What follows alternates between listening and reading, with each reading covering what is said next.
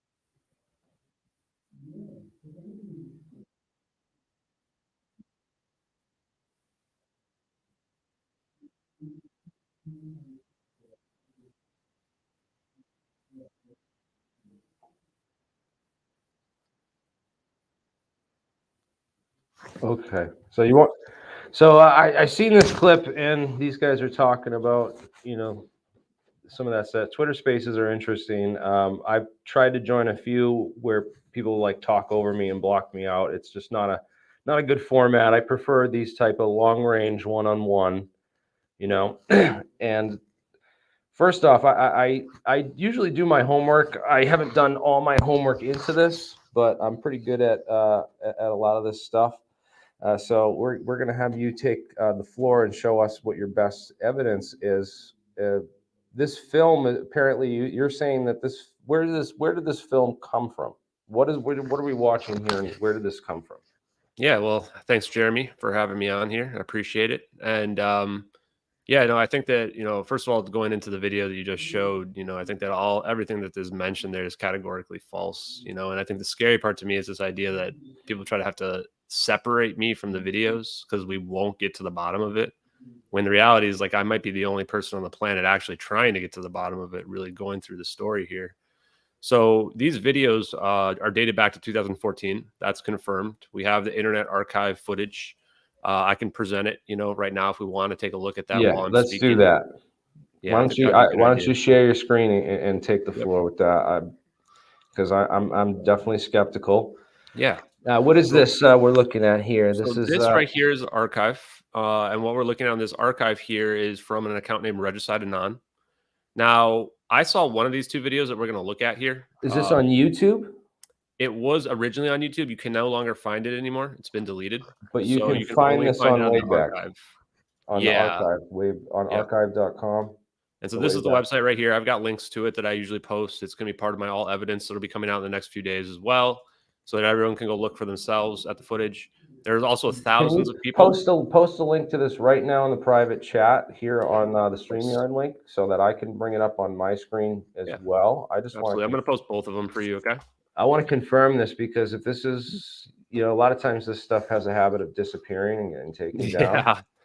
Yeah. I think that Uh, it's a little late now, but yeah, it would be tough for them to get rid of it after this long. But there were thousands of people that saw these okay. videos back in 2014. I actually saw the thermal of the MQ-1C Gray Eagle back then, So and this was well before I was even into looking at the UAP videos. And so, from that perspective, for me, this is something that was, I had no idea of a basis to even understand this footage to be real. And then in August 8th, these videos reemerged on Reddit, and when they reemerged on Reddit, that's where I saw the second video. And that's where the community started digging into it. This originated as a community led investigation. Now, when we're watching this here, we're seeing these orbs transversing around the plane, and it looks very exotic. And people have graphed this pattern that we're seeing here, and they're encircling the plane. And then we get to this cloud that you're looking at here. They begin to circle around it from a ring formation, vertically. And then we're going to see this zap happen. When you see that zap happen, it accurately illuminates the clouds in the foreground and in the background. So this is a really big clue that what we're seeing here is fully authentic, because these clouds, these volumetric clouds, are very accurate. There's no discrepancies anywhere in this footage. Either this is an absolutely perfect fake, or it's just the real deal, essentially. Now, just to be clear, which screen are we looking at? Are we looking at yours? I'm looking at my screen. I just wanted to bring it up and play it on my screen to confirm that this is a a real YouTube let's do it on video. yours then. Real YouTube video posted in 2014. Yep. It's no longer up, but you can find it here on the archive, which is interesting. Yeah. Now, if you notice the description down there below, it's got a lot of clues in it. We can see that it was actually uploaded May 19th, 2014, but we can see that it says received March 12th, 2014, which is just 4 days after the plane went missing. And additionally, it says source protected. Now, we've looked at other videos that this person had uploaded. There was a number before this, and none of them say protected on them. They say like email submission, other things like that. So this is potentially an indicator here that the person that leaked it to this Regicide Anon account or a group that this Regicide Anon account was part of. And then it took like 6 to 8 weeks to convince them that this was legitimate footage, or potentially there's another reason why they held on to it. But my assumption is that they had to convince them the same way that we had to be convinced by looking, and getting 9 years later to get to the point where we could even believe this to be real. A lot of people, when they look at this satellite footage you've pulled up here, they think that they're looking up as opposed to looking down. That's how little context people have to understand this to be real. I don't think we've ever seen video satellite footage before this. This is high altitude and it's very still footage. If it is. So what we think is happening there is it's something called the Sibber system that is pulling satellite data all across the world. And I've got a media recording of it that I pulled from Lockheed Martin that shows that these satellites are constantly scanning in IR in huge, wide range. You can also see it looks a little bit jerky, and that's because it's 6 frames per second, meaning that what we're looking at is probably a very wide field of view, and it's been cropped.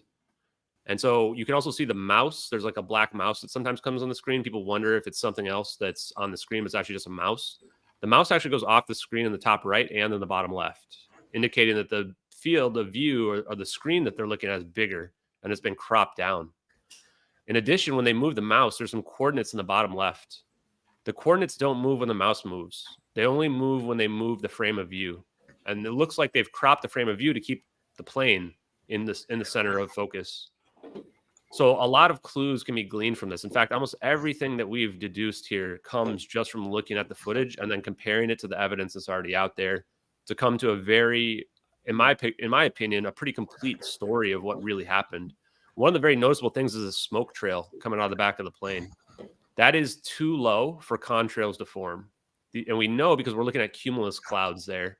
These cumulus clouds only form underneath or around 5,000 feet, and contrails form above 30,000 feet. So this plane is flying very low. It's actually consistent with a landing formation. We know it's descending as well, and it's making a standard circle turn here. So we can actually glean a lot of information from this, especially when we begin to corroborate it with witnesses that were nearby. Now, my initial reaction was we must be looking at non-human intelligence. So where did this take place? You said there were witnesses on the ground that saw this, or on boats? Yeah. So the coordinates that we see in the bottom left there indicate the Nicobar Islands, and they changed 6 times. Or actually, they changed 8 times. We can only read the coordinates 6 times. There's a higher quality version of this footage that was uploaded by somebody else later on that actually makes it easier to see. I'll go ahead and put that in your chat for you so you can take a look at it. Okay. The higher quality footage here, if you click on that YouTube link I just sent you, you'll be able to see. Go ahead. All right. So higher quality footage here. Here's a video. YouTube link. In the higher quality one, you can read the satellite designation much better. It says NROL 22. And I want to point out that all of the debunks that if you Google them, they are all wrong, objectively wrong. They claim it's NROL 33. And they do that to try to convince somebody who would look at this that the satellite wouldn't be up in time because that satellite didn't go up until 2015, NRL 33. NRL 22 went up in 2006, and that is a command satellite. And we know that because it's got a millennia orbit, which is a very oblong orbit, and it sits around the North Pole most of the time, which is the perfect place to be able to use signals intelligence, SIGINT, which is a network of information between these devices. The second video we're going to look at is going to be an MQ-1C Gray Eagle. And if you Google SIGINT payload right now, the very first hit you're going to get at the top is an MQ-1C Gray Eagle.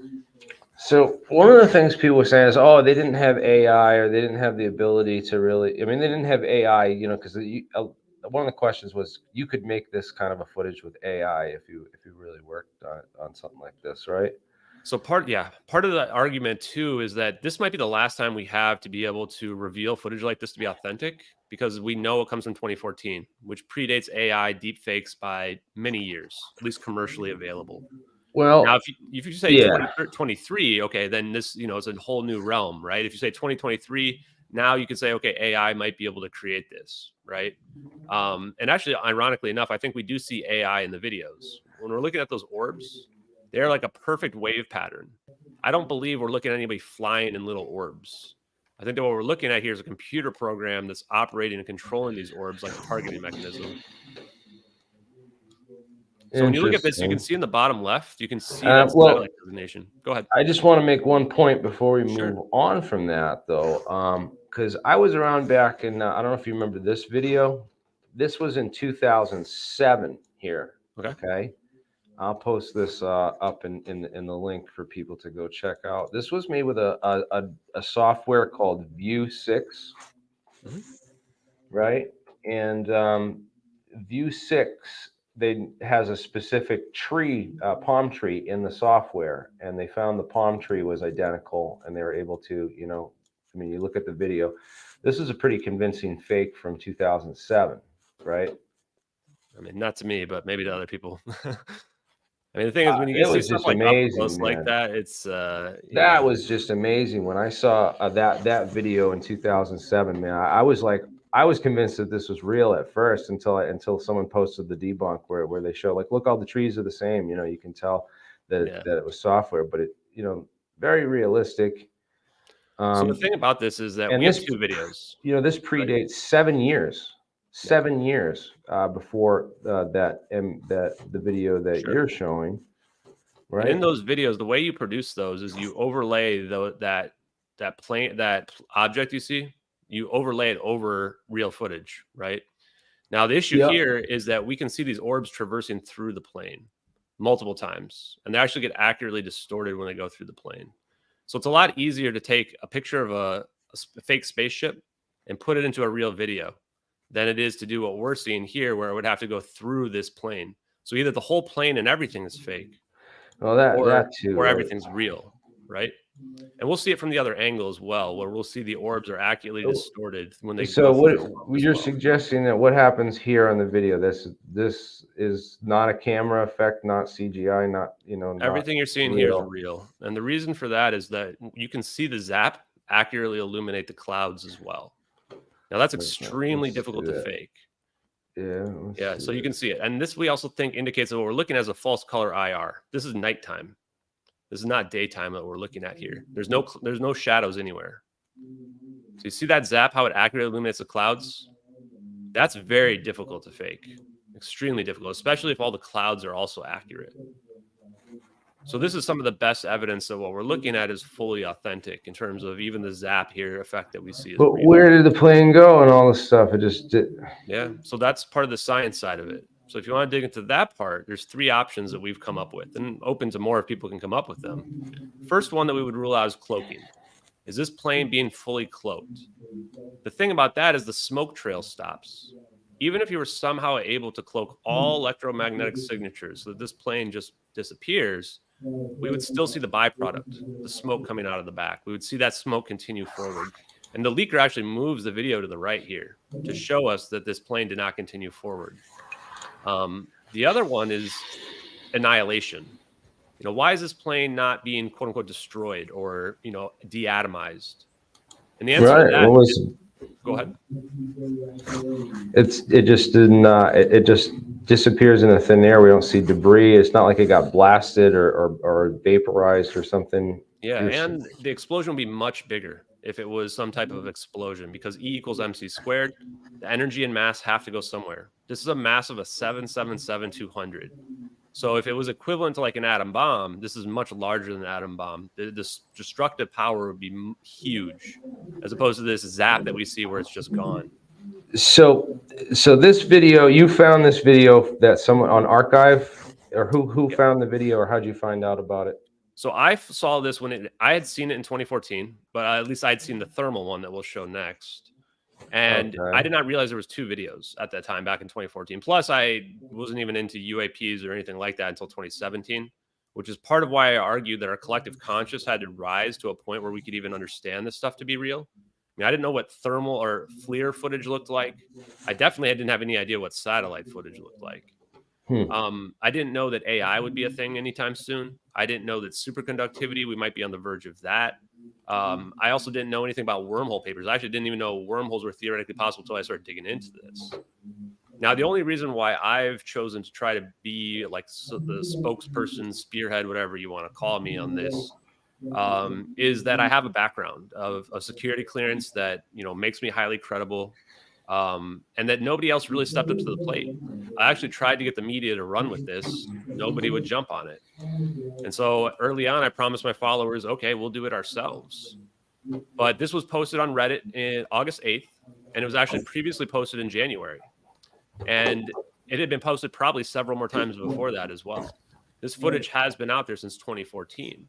But in August 8th was the only time people really started to take it seriously, after they saw the second video as well. And that's when people started investigating.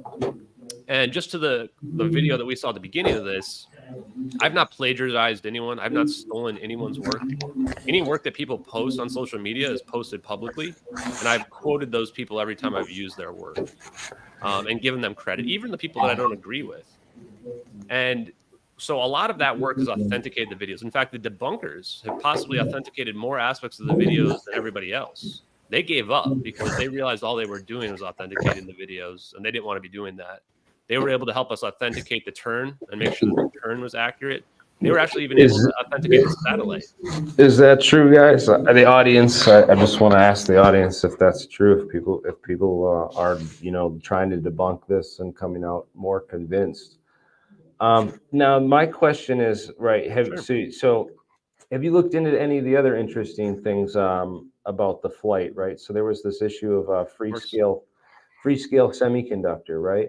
Yeah, we've looked into it all. So free-scale semiconductors, I think that if you look out there on the conspiracy angle, you'll see that there's this idea of this patents.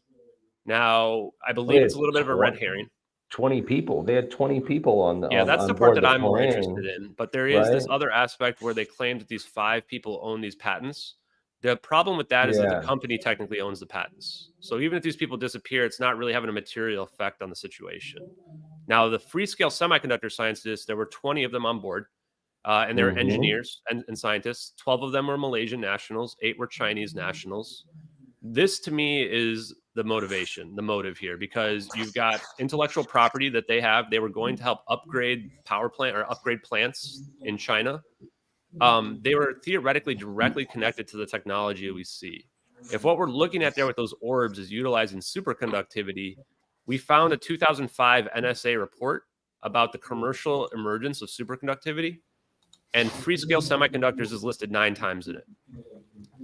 And in that, the conclusions and intro basically state that this technology might be available by 2010 or 2012, which is a couple of years before our videos. In addition to that, it says it would require government funding, otherwise it's not going to happen. To me, this is the motivation, is that you've got these highly skilled individuals who might know about the technology, and then you're either trying to prevent them from going to China or you're trying to make sure they're safe, right?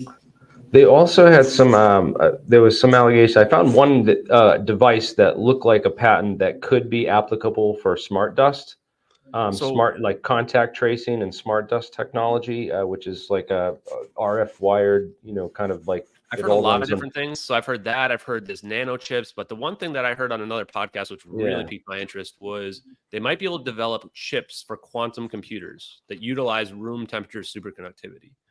And if that's the case, that seems like very advanced capabilities for very powerful computers, even computers that maybe we're seeing control those orbs, Yeah, it'd be honestly. quantum computers at that point. Quantum computers, yeah. And that's quantum computing has always been very interesting for me. Freescale Semiconductors also split off of Motorola, I believe, back in 2004. And Didn't there was a like bunch of the Rothschilds own it and stuff too?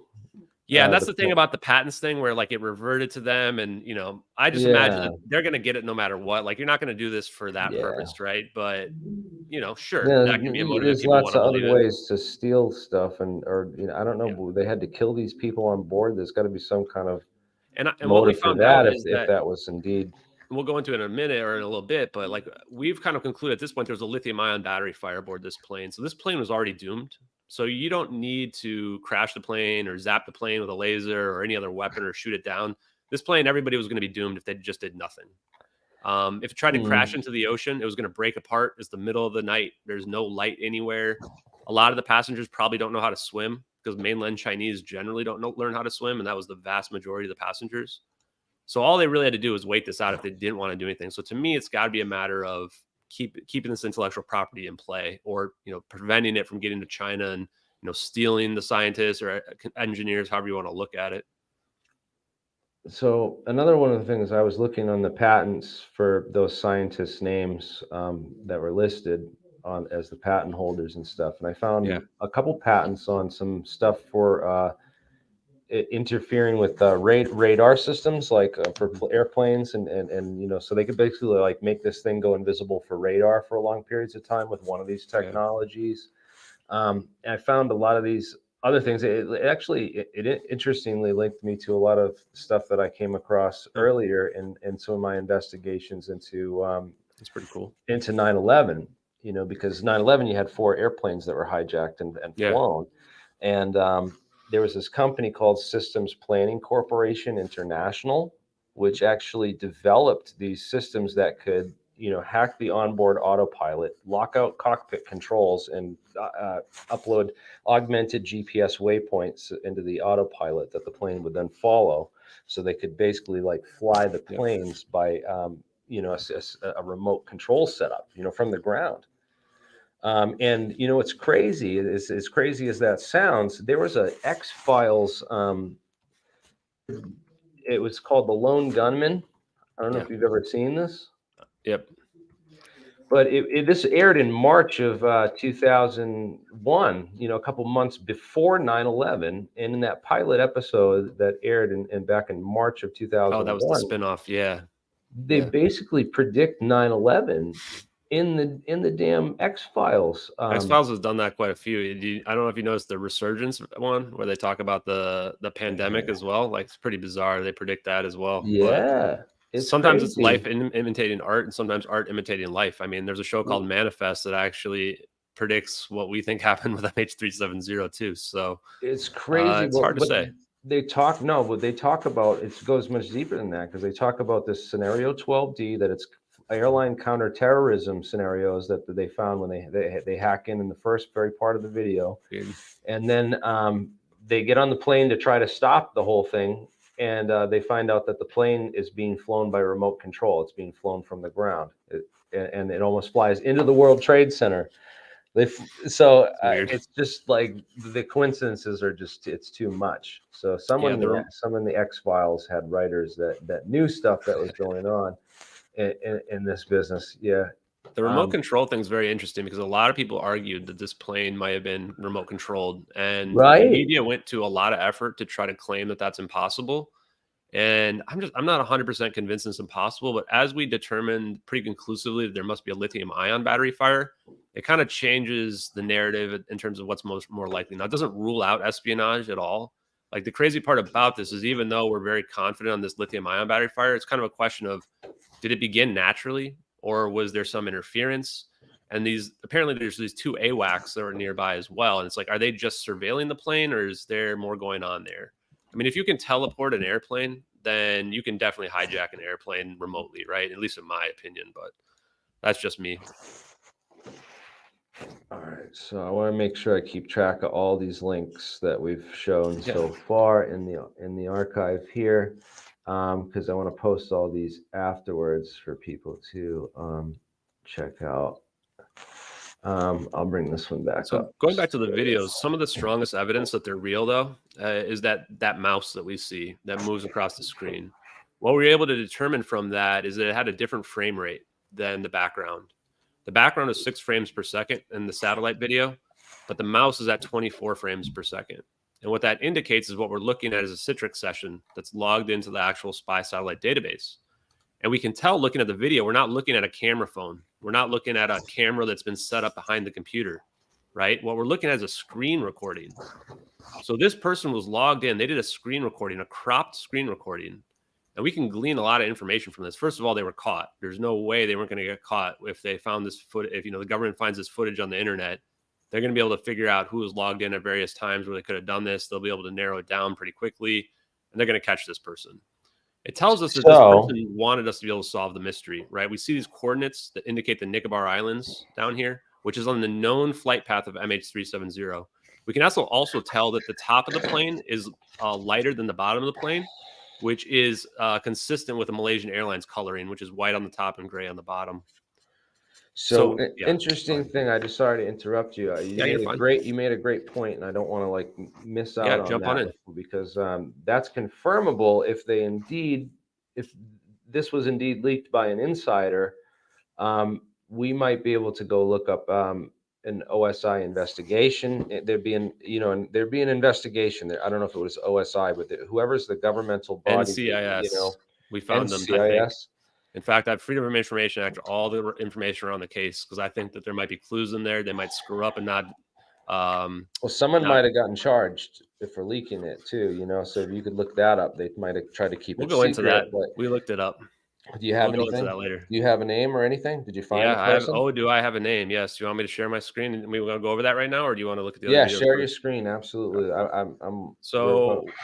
Here's the background while I'm pulling this up. So we gleaned all this information, right? Like I realized, okay, it's a Citrix session. They had to have got caught. And so I was sitting there one night and I'm like, I have a really good psychological profile for what this person what they might be like, right? They leaked this within 4 days. They wanted to get it out right away. The thermal, it looks like it was a thermal color added on top of a FLIR footage, meaning they're probably an operator, someone who has knowledge of how the systems work. And it was somebody as well that's like a patriot. They're not a spy. They didn't hand this off to China. They removed all this HUD information as well, which had me believe that they thought they were doing the right thing. They thought that, okay, no one's going to solve this case unless I leak this information. So I thought, okay, this is probably an active duty officer to some degree. And then I had this idea that, okay, maybe I can find them. And what I realized right away is unless you're under martial law, they can't hide these charges. These have to be public to some degree. So then it becomes a matter of, okay, how do they obfuscate this, right? And so I started looking up everyone who was charged with espionage, willful retention of classified data, willful retention of national security secrets. And I wasn't able to find it. I was looking at all these really popular people that everybody would know, the Chelsea Mannings of the world, the Snowdens, all this stuff. None of them were even close to what I was looking for. And I started doing some date range searches going back between like 2014, 2017. I figured they would have caught them probably in a year or so, right? They're not going to get investigation. Exactly. A year or two is kind of the time frame I was looking for. And then I hit pay dirt. I found Lieutenant Commander Edward C. Lynn. So let me pull this up right now. Ooh. So I found a ton of articles about this guy. And one of them really piqued my interest was the strange case of Edward C. Lynn. They tried to get this guy for espionage and put him in prison for life. Share it, man. I'm pulling it up right now for us. So, in fact, let me go to the real deal instead of just the archive. I've archived all my stuff, too, just in case it were to disappear off the internet mysteriously. Yeah. And so I look at this guy. I find like 7 articles. I read all of them. This guy had been abused while he was in pretrial detainment. They threw the book at this guy. First thing I saw, Experience in Signals Intelligence, SIGINT. I've been writing about SIGINT for weeks. And I'm like, wait a minute. This guy's got signals intelligence. He was aboard a U.S. Navy Lockheed Martin EP-3 Ares 2, which I looked this plane up, and one of the capabilities is real-time video playback. It's also used for, types of all types of spy missions. Potentially it could be used for trying to find this plane and track it. They might have been there on the night. So he gets arrested September 11th, 2015. which is a year and a half after our event. They actually ran a sting operation on him, the FBI did, to try to prove he was a spy because they were unable to prove that he actually shared any information with China. He was Taiwanese American and he became a naturalized citizen. When they arrest you on 9/11, dude, that's That's a little sus, right? dude, what the heck? They tried to get him for life in prison. This was the first major incident of espionage by an active duty member since the end of the Cold War. So this immediately, I'm looking at this and I'm going, this is going to be the guy. Like they're coming at it with everything, right? These videos are huge. Redacted charge sheet. You want to go look at the charge sheet? Look how redacted this is. We found it. Look at all the redactions on this. They redacted every date. All the dates are redacted. You know, even also redacted. I've seen all your posts except this one. Yeah. You know, I've seen a lot of the people arguing over the videos, which I'm still not convinced on. You know, I'll just be honest. I think the video evidence is just kind of, you know, I like the when you start getting into, you know, names of people with operators and intelligence people, and then you got actual charges and then you know, now we're talking. So one of the things was there was growing doubt the government could actually prove he was a spy. He had this high level of clearance above top secret with access to the Navy's black program portfolio. So he had access to all the super secret kind of technology stuff that they might have out there. Part of this special projects patrol squadron called the Exploitation Squadron or Special Projects Squadron 2. His clearance or his assignment was from February 2014 to March 2016, and we know he was arrested in September of 2015. So this is 1 month before the plane goes missing. So he's on the right type of squadron at the right time here. We can see it gets better. And so here's the name of this squadrons, this VPU-2. This is where they try to do this sting operation on him for like 1 month before he gets arrested. And they I think they had him try to sleep with this woman and then like her try to get him to tell her secrets so that they could kind of build a better spy case against him. Because otherwise I think they didn't think they were going to get him on a spying because he just didn't spy, right? Like the person that leaked this was trying to do it to tell the world what really happened, not to give information to China, although that's what ultimately probably occurred.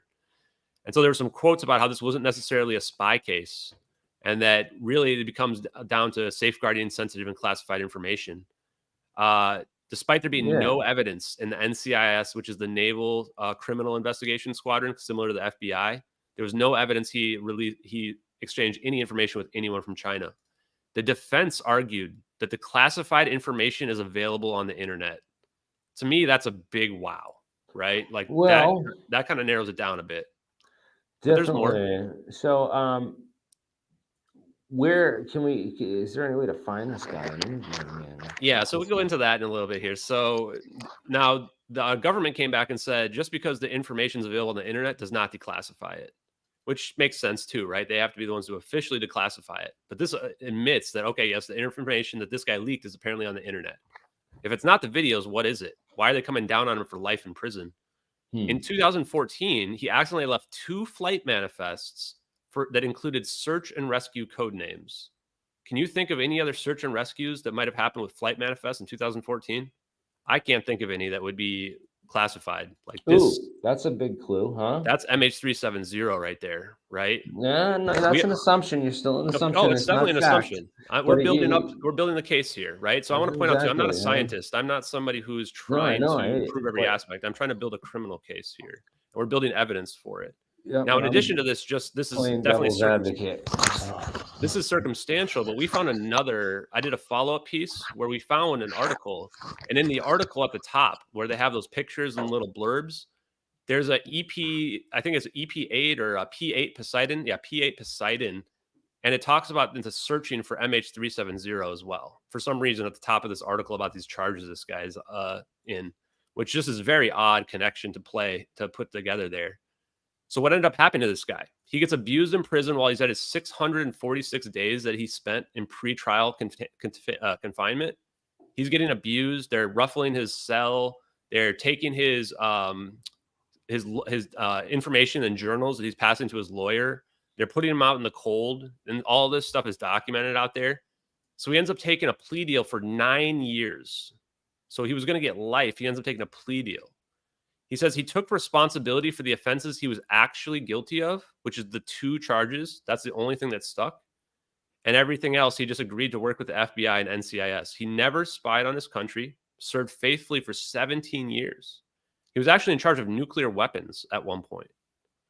So then he has this quote that I found that I feel physically ill when I think about the damage I could have caused from my actions. I'm exhausted and broken in spirit. The best thing I can do is serve as a cautionary tale for others. So if this guy is Agent 370, and I'm going to say this every single time, you are not a traitor. You are a hero, and we salute you, sir. Because what is he doing here? He's telling us the truth about MH370 and the technology that we see at play. Let's see his picture. You got his picture on there? Oh, man. Yeah. Seems like a good guy to me. He looks like, that hero from Abu Ghraib. They had to put in protective custody and hide him for 2 years. Well, he's gotten out of prison recently because they took 3 years off of his sentence. And this was, he would have been, the pretrial detainment would have counted towards his sentence as well. So even if he took the full 9 years, he would have just gotten out. But with 3 years shaved off, means he got out a few years ago. But imagine the psychological torture this guy had been under, right? We ignored these videos. If he is the guy that leaked this, that we ignored these videos for 9 years. No one thought they were real, right? That he went to prison for 7 years over these videos. I feel like he's not going to be inclined to talk about it. Maybe. Yeah, maybe it'd be hard. It might be a hard nut to crack. Who knows? If he's already done his time, I don't know if he's under NDA. He can't talk about anything else now. Probably is because he has the plea deal, right? So there's almost no way unless he would go back to prison, I imagine, right? If it is him. Now, the thing about it, here's another little thing too, and this is also somewhat circumstantial, is that if this isn't the guy, like I've been talking about this guy now for over a month on podcasts. Every podcast I do, we talk about him pretty much. You'd think he'd reach out and be like, yo, you got the wrong guy here. I'm not related to this at all, man. You should, stop talking to me about it, right? He hasn't at all. Not once. Not his lawyer, nobody. So that too also makes me wonder, like, man, to me, I'm like 99% sure this is the guy. We're not going to find somebody else that fits the bill better than this guy. He's got the time frame for being on the right squadron. He has the right access to the secret weapon technology we would expect. He was flying the right plane. He has the signals intelligence. He got caught with the flight manifests. They argued that the information is available on the internet. What else can it be, right? I mean, it's tough. It's not like the Jack Tahara case where it's like, oh, here's all the Ukraine secrets, and then we're all on my Discord, right? Like, everybody knew everything about that. And that was huge.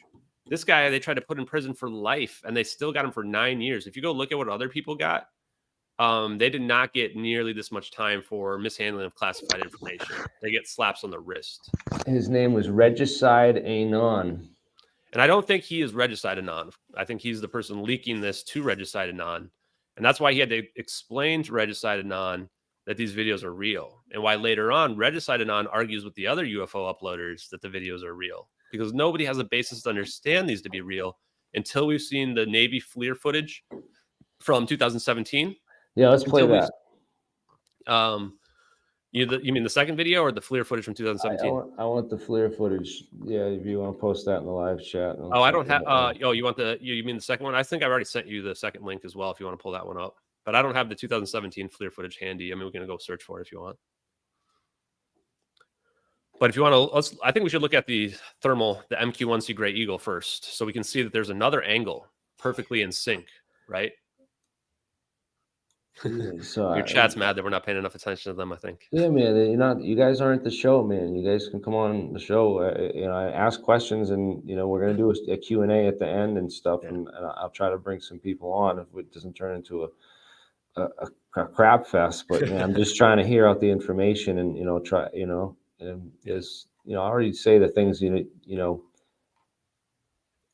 me see here. Separating facts from assumption.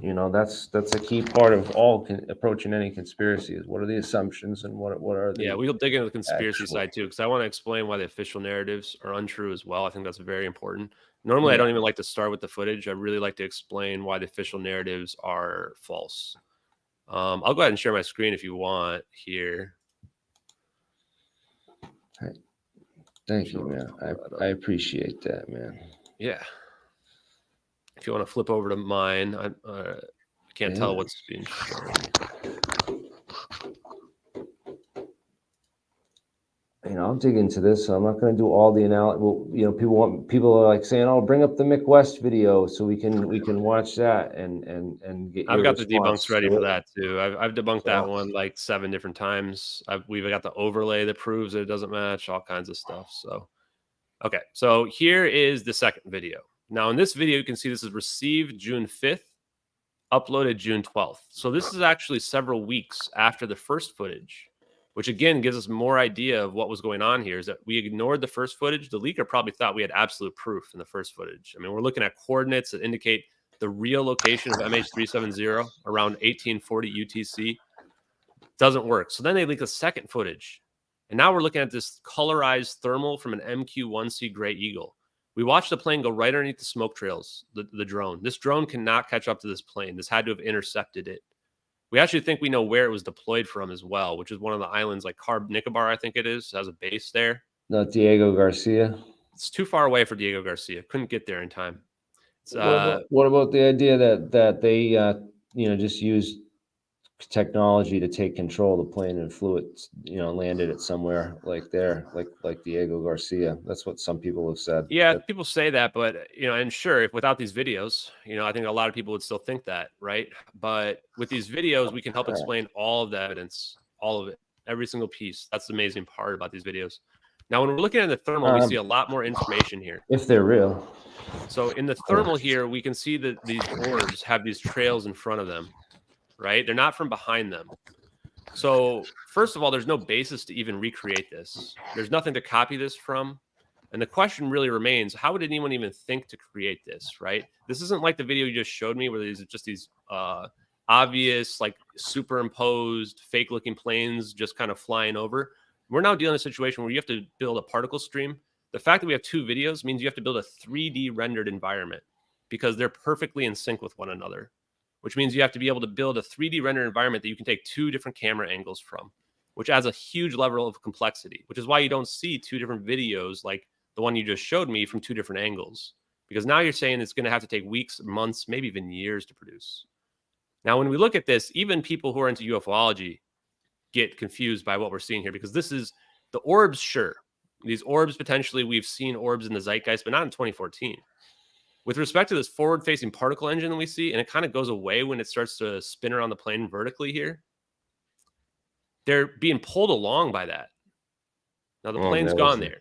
So watch the part with these, see these trails again? People think these trails are coming from behind. They're actually coming from in front of the orbs. And I'll show another video in a minute that kind of conclusively shows that. This, we believe, is what we're seeing is superconductivity at play here. And you can see them getting pulled forward.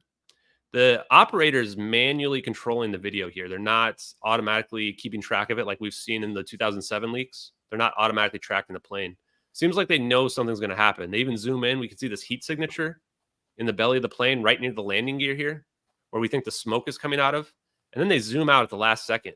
Now watch here. What's going to happen is these orbs are going to converge on the plane right before this zap happens. And then we're going to notice the zap is cold. So get ready for it. See them converging already right here? Boom. Now the plane's gone. The zap being cold is very important because that means it's not an exothermic event. It means what we're seeing is not an explosion. And it also means that this is not something that somebody would fake. Because if you're going to fake it, you're going to fake it to be an explosion white. No one even think to make it what we looks like is a black hole, essentially. But it's not a black hole when we've dug into the science. Instead, it's being super cooled into a Bose-Einstein condensate. Now, you can look at how these orbs are converging. And I have another version that we can look at. Go ahead. But this is thermal imaging, and you're saying what's the range on that FLIR camera? I don't think it can go to super cool. I mean, I don't think it goes below -30 Celsius, right? So the way it works is this colorization is manual or custom inputted into the computers or the video software of this advanced electro IR camera. So we don't know the exact temperature settings on it, but we do know is it's maxing out the cold level there, which is why it's perfectly black. Yeah. So exactly. So from that perspective, so that's your background. You got a good background, right? Yep. So there we can see the plane's just instantly gone, like instantly gone, right from there. And now there's nothing there anymore. And weirdly enough, they don't go looking around. They just zoom out and they're like, okay, yep, time to go get lunch. They kind of look around a little bit, but you'd expect them to be like having a panic attack, right? Yeah. Now let me switch and show some videos real quick because I think it'll help understand some of the aspects of this. So let me share this one real quick. Share screen, window. Where's my video? This one. Okay, so I want to show the media here as well. So, but I don't know, man. It's all right. Let me just play that. All right, I'm gonna let you keep going. yeah. Yes, So but the thing is, though, you said a Bose-Einstein condensate. It's being correct. superconductive. So a superconductor isn't necessarily a Bose-Einstein condensate. Yep. That's not what I mean, though. So what I'm talking about with superconductivity is I'm talking about these orbs that we're seeing here. And I think when we talk about the Bose-Einstein condensate is the amount of energy required to convert a 777, even if it's using some kind of electromagnetic shell around it, has got to be insanely high. So you need some type of energy source beyond probably what we know about. Now, if you take 3 superconductors that are spinning around, creating huge electromagnetic fields, and you jam them together like you would jam a couple magnets together, theoretically, it seems like you could amplify that power to some degree. Now, that's, again, theoretical. But I think that if we have room temperature superconductivity, we will be able to come up with new sources of power that we don't know about today, at least not in the public sphere. What I wanted to point out in this video is these trails. You can see very clearly they're in front of the orbs here. They're running on like train tracks. Also, when we were looking at in the satellite footage, you could see that they're actually, the center of mass is the plane when they're encircling the plane. It looks like a tracking system and a mapping system. So the other one I want to show is the zap. Let me pull that up real quick. Yeah, I've seen a couple slowdowns. So you see the zap here. This is the slowdown of the zap. And this is where you can see the gravitational lensing of the orbs in this frame right here. I also want to show you this. This is the frame right before that, where they're already starting to converge. Look at the plane, especially in this grayscaled version we created. Now watch the next frame. Look how cold it gets. There's like a shell around it that's cooling the plane. I mean, how is somebody faking this? Like, how much detail would you go into to even, this is, most people say when they look at this is the part that really convinces them. What's the top versus the bottom? This is just a grayscaled version of the bottom that we see here. And so you can see the same effect here where it's the tail is becoming blurred, and it's actually getting colder here in the next frame. You can actually see the heat signature of the engine, and then in the next frame, the heat signature of the engine's gone. But how is it creating the black? The black's not an actual, like, this, not actual to a scale on a thermal scale, right? That's just the yeah, this is just a grayscale, but this is, it kind of is, because this is the thermal down here, right? So the blue is going to be colder essentially here, but this isn't like the black that we saw from the zap. And so then we see the zap here. What I'm saying on the thermal and the FLIR, you have like a scale where it goes from, the blue being the cool background, right, up to red hot being the hottest, and green being somewhere in the middle. And this top video is doesn't blackness, so that doesn't mean that it's like super cool. In fact, if it was super cool, we'd see that on the bottom one. Correct. And I don't even think you'd be able to see the spheres would either be dark blue, darker than the background, right? Not because they're a little bit higher in the background, which shows that they're a slightly higher temperature. So you can see that even the spheres lose their temperature when they go into this next frame here. They actually start to bend, and then you can also see that the heat signatures disappear. You can see the heat looking at the bottom. You can see the heat signatures, and then the heat signatures are gone in the next frame. Let's slow it down on the actual frames of the explosion or wormhole. Yeah, moving them manually here. So then we go to the next frame here. And now in this one, you can actually see the tail of the plane. So why is it? I'm trying to see. Right here where can you see where my mouse is? I can't tell. Yeah. You can actually see this right here. People have been able to show that this actually matches the tail of the plane if the plane was getting sucked slightly backwards here. This little like blue spot right here, interestingly enough. So it seems like this in the one frame before the plane gets fully encompassed, that you can see the tail still sticking out. And then it's just gone in the next frame right here. Completely enclosed, nothing left. I've never seen anything like this, man. It just it almost So I want to show this as well, just for our debunker friends. Yeah. This effect on the left is not the same as the effect that we just watched. Okay, we just watched that effect several times. This is not the same. This is completely different. Now, what they've done is they've tried to match up a single frame of this. And all you have to do to debunk it for everybody listening is just ask how many pixels match. And the reason why no one will answer is because the pixels don't match. So that's very important. If you're trying to say that this effect must be the same, then the pixels must match 100%. The amount of painstaking effort it would take to change all the pixels, that's the reason why you use an effect, so that you don't have to painstakingly change all the pixels. This right here, this is not the same. This is not even close, guys. So, you know, this is one of the laziest debunks I've ever seen. And on top of it, even if somehow this did match, and this is yeah, but this could have been generated, right? You could have generated something that looks something similar, you know, take, you know, program AI with a bunch of fireworks explosions or some stuff. So again, comes from 2014. And the other part too is that, you know, our work is a complete original. So if we jump into it, I think that to help convince people, now that we've shown that VFX doesn't quite match, I want to show the list of requirements in order to fake the videos. Yeah, that would be cool because you know, because they had some good fakes. I mean, the View 6 software did that UFO Haiti video back in 2007. You know, that I showed earlier. That was an impressive early fake. A lot of it has also, to do with the time. You know, the CIA had deep fake technology, right? So let me ask you this though. So what we just saw in that video, let's say the government, let's play the PSYOP angle. The government made it. I mean, what is the government's purpose in making that? You have the video right there. This is supposedly bin Laden in 2001 when he was graybeard, you know, 2 years before that. And then, you know, they released this older video with him. He's and it's clearly a deep fake. Lots of people have called that a deep fake. You know. Okay. So there's my question though remains what? So looking at the video that we just saw, let's assume for a second the government made it. What's the narrative? You tell me. What's the government's narrative on that video? If the government made that, yeah, because it's 4 days after this happened. So the narrative is that the aliens took the plane, right? Orbs took the plane. Who's going to believe that if they release that? Nobody's going to believe that.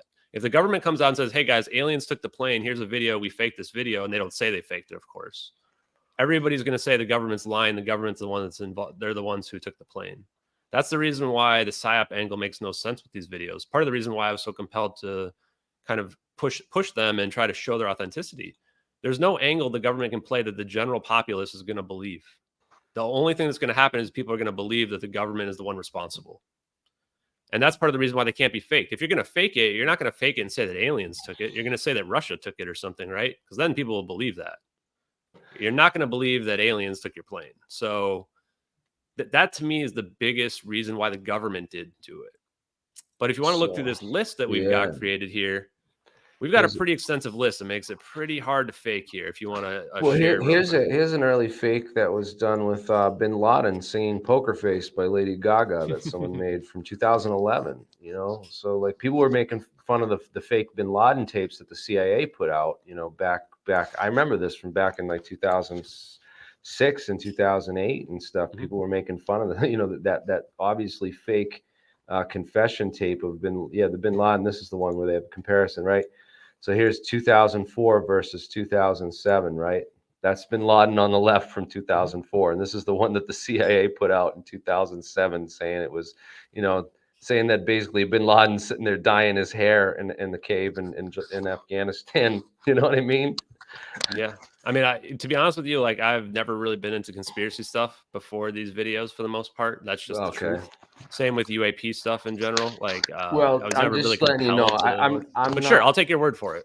I'm not so. You know, the 370 thing stinks with the Freescale semiconductor scientists on board. That was the Rothschild's company. They're bought up by the Carlyle Group. Afterward, there's a lot of interesting connections there. In the conspiracy side that I would love to see people dig deeper into. Just letting people know that I have dug deep into the 9/11 stuff, and that is definitely was real, 100%. If people you know, want to watch my documentaries, I have a couple excellent documentaries that go deep into the 9/11 connections, the whole radar physics group that was in the Pentagon. A number of their scientists actually died on board Flight 77 when that crashed into the Pentagon, which is crazy. But it's true, and it has very odd similarities to MH370 with the fact that you have these scientists involved with these radar physics kind of technologies and stuff, and then they get killed aboard the planes. It's very suspicious and should be looked into. The CEO of this group, by the way, Systems Planning Corporation, was the comptroller of the Pentagon on 9/11, a guy named Dov Zakheim, and he was a member of the Project for the New American Century, and he actually wrote the line that said that they wanted to change the world over the next 100 years, but the process was going to be a long one, absent some catalyzing and catastrophic event like a new Pearl Harbor. And so they called for, so they needed a new Pearl Harbor. And then, of course, on 9/11, they got that. Of course, I think it was all provided by their own technologies, that they had secret technologies in play on board all those aircraft that were used on 9/11. And they were able to just hijack him and fly him into the towers, just like they did in that X-Files episode that aired, months before. The exact same plot. So that stuff I would I'm willing to entertain, and I think it's worth looking deeper into, and that's why I wanted to have you on the podcast to present all this evidence and let's get keep going into through this. it. Let's keep getting into it. Let's keep going. What I want to do is go through what it would take to hoax the videos, and then after that, I'd like to talk about how the plane didn't crash into the South Indian Ocean, because I think that regardless of what you think about the videos, we can prove that the official narrative is a lie. Yeah. So if you let me share here real quick, I will show you. I'll go back to you. Okay, so this is a list that we helped put together. So the community helped as well, but most of it as well is stuff that we had already kind of concluded. So based on that first satellite video that we have, you have between 4 and 72 days to create it, unless the government created it ahead of time, right? And I think I explained why that doesn't make a lot of sense. This is an original work. There's nothing to copy this from. So going back to your deepfake scenarios, normally when you're taking deepfakes, you're taking a real video and you're taking a picture of somebody and you're putting it over the top of it. We don't have that capability here. This is a brand new original work. You have to know how to create the volumetric clouds that we saw. Those cumulus clouds are perfect. You'd have to know how to accurately animate the cameras, how these cumulus clouds form at low altitudes. These are not these high altitude clouds. How to accurately illuminate them from the zap. You'd have to know exactly what MH370 looks like. It's a perfect match to our videos. In fact, the thermal is a perfect overlay as well. You'd have to know the perfect turning radius of the 777 at the altitude while in descent, which we've been able to show that that's what the 777 is maxing out its turning capability here in some type of emergency landing scenario. You'd have to know where the plane was at the exact time and the Nicobar Islands there where the coordinates indicate.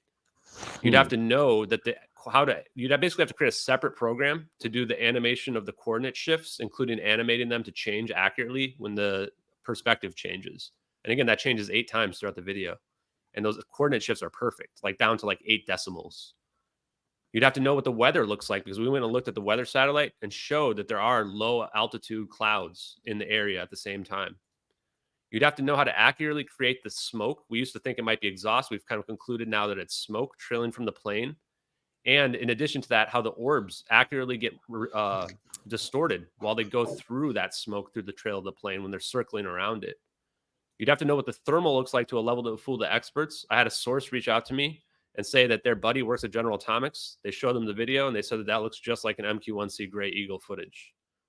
You'd have to have better visual effects skills than Top Gun Maverick artists, who they weighed in right here on Reddit, and said that the person that did this front ran all the work that they did by 4 years. That was in 2022. They did a better job than them as well. One of the biggest advantages, they had to cheat the speed of the jets through scale and different cinematic effects.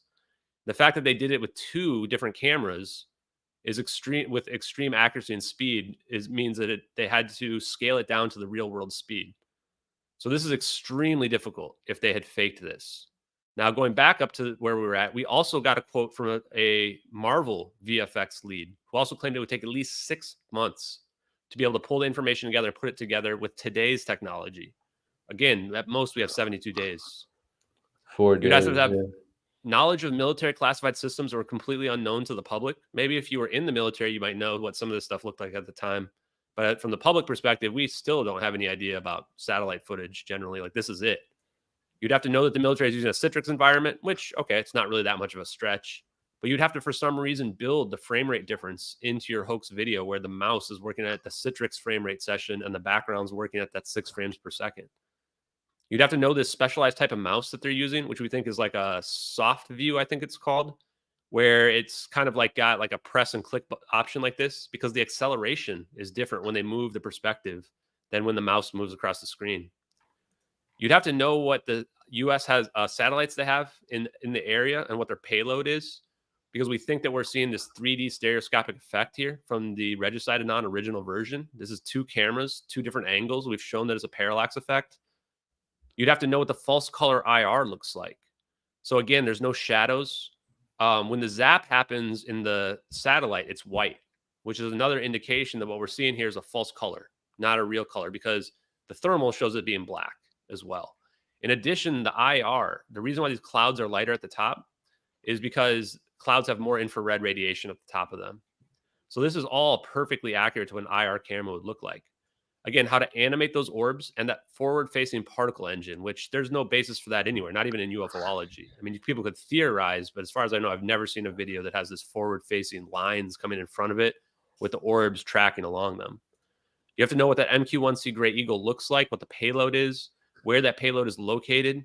Going back to the visual effect thing, that debunk uses a 2D low-quality 90s visual effect. Now, we have to have a 3D rendered environment, which means you would not be using a 2D visual effect in your 3D rendered environment. On top of that, the one that we were looking at is the remastered version from 2015 that post-dates our videos. See, If you go look at the old 90s version, it's much more pixelated. No one would ever think that it could be in our videos. I wish I had an expert on here to because I'm not an expert. I don't know if any of this stuff is that you're saying. I can't debunk it or speak for it or That's against it. You know what I mean? So all I'm going to say is a Word Von Braun quote is, "One good test is worth a thousand expert opinions." So if I can see someone make me a video that does all these things, then then all those opinions you just threw at us will go out the window. But If somebody could do it, they already would have done it. I promise you that. But you know what? If they do, I would love to see them try. The last thing you'd have to know as well is that we would never find the plane, not even 9.5 years later. Otherwise, this whole hoax would break down. Somehow this hoax is hung up for 9.5 years. We've never found the plane. Go? There's nothing found. Not a shred of this plane. Well, we found some debris, and that's the interesting part. But we didn't find the key stuff that we need, right? We didn't find a plane. Like the amount of tiny amounts of debris they found is less than 1% of this plane. Like they did not find what we needed, right? We need to find a black box. We need to find bodies. We need to find luggage everywhere. So let's dig into that. Why did this plane not crash into the South Indian Ocean? Let's just go ahead and debunk the hell out of the fake narrative right now. And let's track this plane, because I remember you had a map. And I'll pull that up too if you want. Let's kind of go over the well, first let me do the debunk of that, and then I'll pull up the flight path, and we can talk a little bit about that. I think it'll be naturally flow into it. Timeline would be good to just. So people claim that this plane crashed in the South Indian Ocean in the morning of March 8th, that they ran out of gas. Now here's the main problem: no debris field in the South Indian Ocean. Yeah. No debris field was found. This is an active shipping route. There was actually no debris field found anywhere. This is a 777 crashing into the ocean that didn't leave a debris field. A lot of people realized that, people in the Netflix documentary, that that's not possible. And that's what they came up with, these fake narratives. And what you just pointed out as well. So the most expensive search in history did not find a single piece. The official search did not find one piece of the plane, not a single piece. There was all these systems that would have heard it crash into the ocean. There was 2 hydrophone systems, one in Diego Garcia, one in Western Australia. Both of them would have heard the acoustic sound of a 777 crashing in the ocean. They did not. There was also the SOSUS system, which is the system that heard the Titan sub pop. The Navy lied about that for 5 days while everyone was thinking, how much oxygen do these people have left in the bottom of the ocean, right? They knew right away that it popped, and they said nothing about it. Yeah. That system would have heard this plane crash as well. It was declassified, I believe, in 2011, maybe 2012, before this even happened. Is that so far? Is that what's called? SOFAR? SOSUS. You can look it up. I was looking it up yesterday. SOS. It's got an official name. Yeah. So in addition to that, and there was 2 radar systems that would have also seen it. The Indonesia's radar system would have seen it fly out there. Australia has this Jorn system, radar system that would have seen it. None of these systems caught it. In addition to that, 19 families of the victims. Yeah, so 19 families of the victims signed a statement saying they could call the cell phones of the victims for up to 4 days after the event. No, if you can say, okay, maybe 1 or 2 phones might be ringing one time, but 19 phones ringing for 4 days, including one proven on live national television. People have tried to argue that this is possible. You know, I say no way. There's no cell phone service out in the Indian Ocean. If your phone is underwater for like more than a few feet, it's not going to get service. In the salt water, it's going to die almost instantly. It's an active shipping route. Nobody saw this plane, even though they claim it crashed at 8 in the morning on an active shipping route with no debris field and no witnesses. So to me, that conclusively rules that part out. Now I'll pull up the flight path for you guys, but this flight path is only until, interestingly enough, we believe that our videos happened at the exact same location where they say this plane turned into the South Indian Ocean at the exact time as well.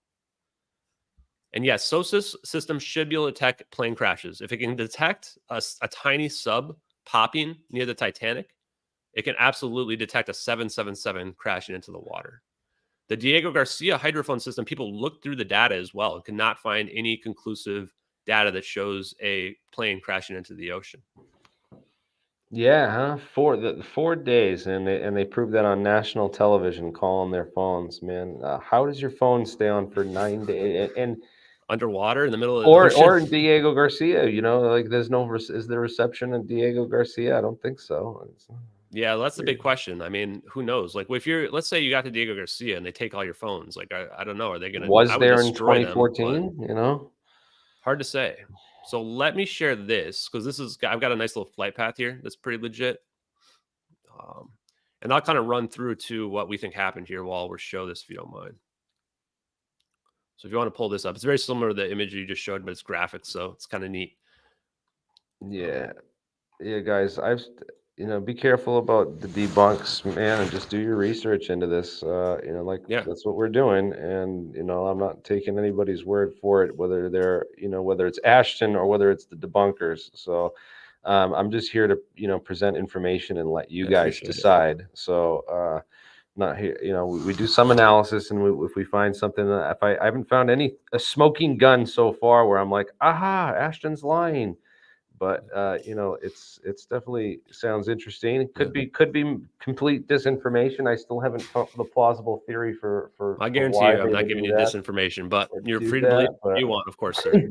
I always have to everything. Yeah, that's how we approach everything, man. So you gotta be skeptical. So go ahead and share. If you let me share my thing here. Yeah, you got the map right here. Great. Okay, yeah. Awesome. So this map here. So this plane is taking off at Kuala Lumpur. It actually leaves the ground at 1640 UTC. We like to talk about in UTC terms so we can keep everything straight here, because otherwise we're dealing with time zone changes and stuff like that. So 1642 UTC, plane is flying northeast to Kuala Lumpur. It gets here to 1721. This is where the plane goes dark, like 60 seconds after the pilot calmly says, "Good night, Malaysian Airlines Flight 370. Now, we found a ton of witnesses. We found a witness over here, Mike McKay. He's on an oil rig. He sees this plane on fire at 1720 UTC.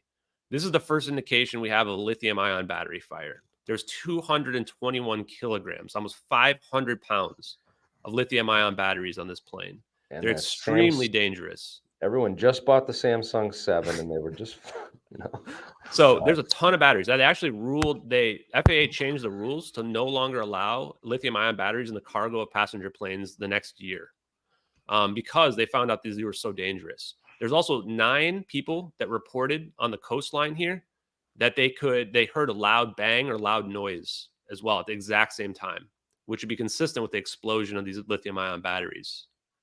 Now, the guy who's on the oil rig here says he didn't see the plane crash. He just saw it on fire.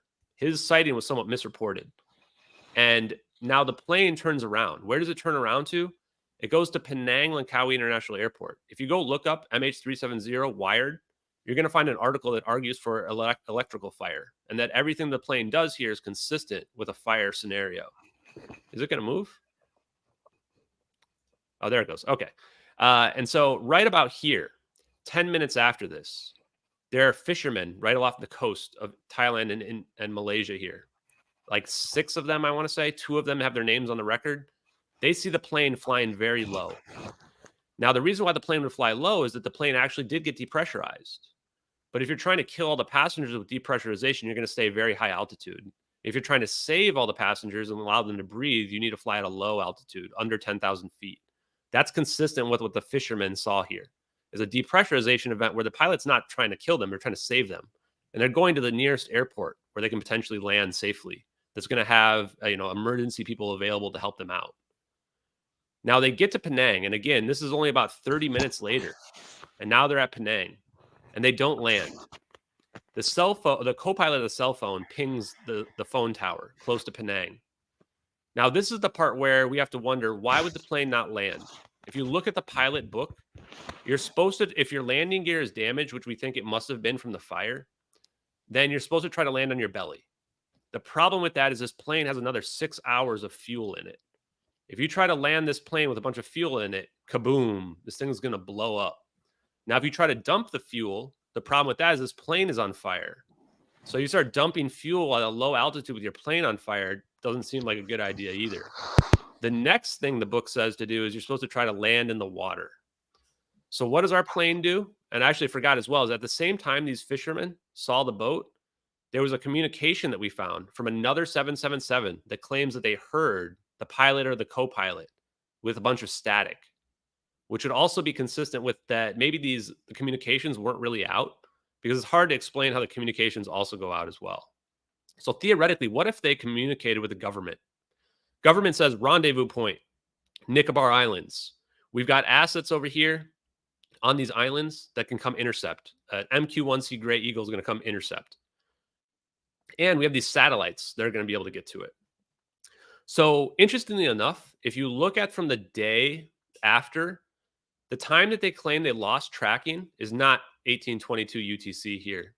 It's actually 1840 UTC over here. You can go look that up yourself right now. All of the initial reports said 1840 UTC, which is the time that our witness is seeing it within a few minutes right here. They changed it weeks later, after they finally released the radar data, to claim that it was at 1822 UTC, presumably because they have to throw people off the scent from the official narrative. The only reason why you're not releasing that data right away and the ping data right away from the satellite is because you got to develop a cover story. You got to develop something that's convincing. Otherwise, people are going to be on to you, and they're going to figure out, well, if this plane crashed over here, where's the debris field? What happened to it? And all of this lines up to, why are you even covering up a fire scenario, right?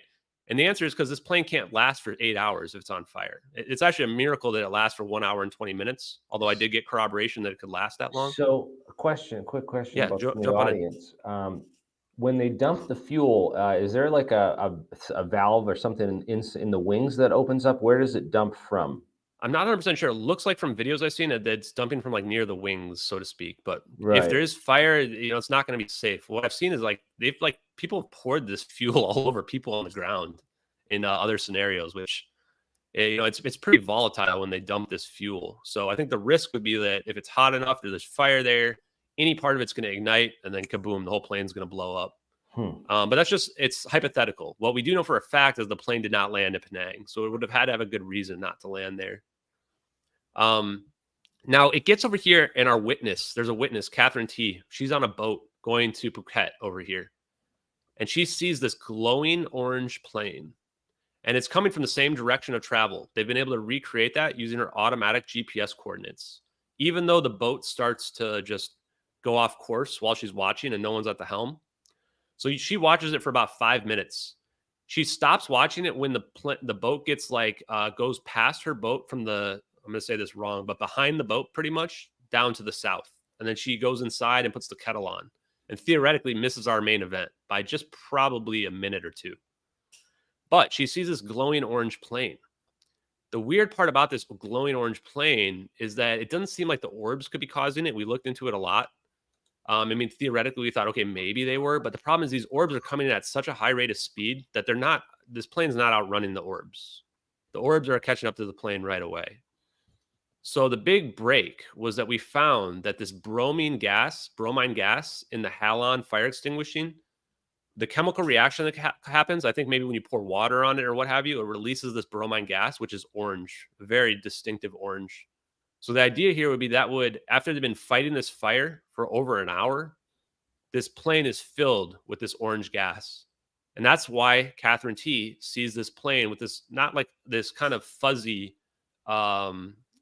kind of around it. And I had a personal interview with her, and she said it was like just a little bit kind of coming from and around the plane a little bit. And if you look at pictures of what she says with the closest recreation of it and compare it to a halogen lamp, they look identical. And halogen lamp or bromine is a halogen. So that was the big break in what we had seen happen here. And that explained all the witnesses, all these people that had seen it. They're all explaining the same event, a lithium ion battery fire. And so this is why you have to deploy the technology. This plane is doomed. If this plane lands in the ocean, it's not like landing in the Hudson River. This plane is going to break apart. And if the plane breaks apart in the ocean, it's middle of the night. It's essentially, depending on what time zone you're looking at, 2:40 in the morning. Catherine T says it was pitch black. We checked the moon phase. The moon was down. The sun is down.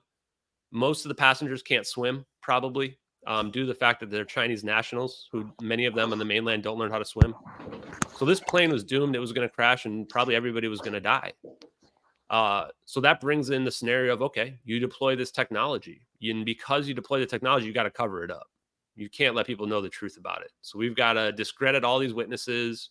We've got to delay the radar data because all the official reports at 1840, which is the same time Catherine T told me. Weirdly, what she told me, I asked her, what time do you think this happened? I'd have to check, but I think it was 1840 UTC. And then I asked her, well, what about your experts that they talked to? She said, oh yeah, I felt like they were trying to pressure me to change the time, which was really weird. And then I asked her, had her look at the thermal we were looking at. And I said, does this look like the plane you saw? And I knew she hadn't followed along because the first thing she said was, well, it's not green. And I realized she didn't realize we were looking at thermal footage at all. So she was very unfamiliar with the situation. So then I say, okay, well, what about the shape of it? Oh, the shape is the same, she said. So to me, this is very strong corroboration, but we also found an intercepted communication at this time at 2:43 a.m., which if you convert that to Malaysia local time is 18:43 a.m., where supposedly China intercepted a communication from the Thai embassy that claimed to have been from MH370 that said the plane was disintegrating and then attempting an emergency landing. This is all consistent with everything we've been reporting on just now. This plane was on fire. It was quote unquote disintegrating. Keep in mind that's being converted or translated from Chinese. Actually, somebody in my family knows Mandarin, so I'm actually going to have them look at the characters and tell me if like, what's the English, like, what does it really mean? You know, when you talk about disintegrating, could it be like on fire, right? But this is consistent with this. She also reported the plane was low when she first saw it, when she sees it where we're seeing it kind of over here. And as it gets around, it's descending, she says. Definitely decreased altitude significantly. She was actually afraid that it might hit the water and capsize the boat. So really interesting sighting that corroborates this. This is also right here where this boat is. This is the location where they claim this plane just went south in the South Indian Ocean. And then that was that for another 6 hours for some reason, right? So this is what really debunks this official narrative and explains, you know, because of the free-scale semiconductors that you just mentioned, gives us that motive on why you would do this, right? And you can kind of, again, there's so much mystery. Like, did this fire happen naturally, or was there some type of espionage at play? And then from over here on our other side, where this videos happens, is are they preventing these people from going to China? Are they stealing them? Are they trying to save their lives? You know, I know a lot of people have different theories. And again, I encourage everybody to believe whatever they want. I just want to present the evidence out there and be honest about what my opinion is. I don't believe that the military is inherently evil because it's just made up of individuals. I think they can do evil things for sure. But I think that what they're trying to do is they have objectives and goals in hand. So the military just takes directions from the intelligence agencies, and the intelligence agencies work for the banks and they work for the big money. Their job, number one job, is to protect infrastructure, the infrastructure of, you know, what the insurance companies insure, the military industrial complex, all that stuff. So it's not about whether they're not doing things necessarily from we view it as evil because we don't really understand it, but it's basically like an AI making machine-like decisions for how to you know, maintain and expand its sphere of influence and power. I guess they're not really thinking about it in terms of good or evil. In fact, they warn you, when you go to CIA training school, they give you a warning before you actually go and learn the dark arts. It's called. You'll never, they say, you can turn back now, because once you go into this training, you're never going to look at humanity the same again, ever. And it really warps and distorts your humanity in the way that you look at human beings and people.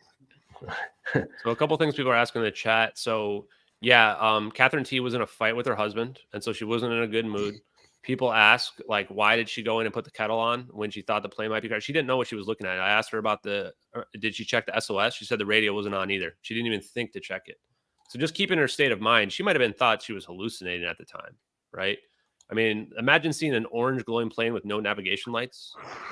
So she reported this when she finally got on land.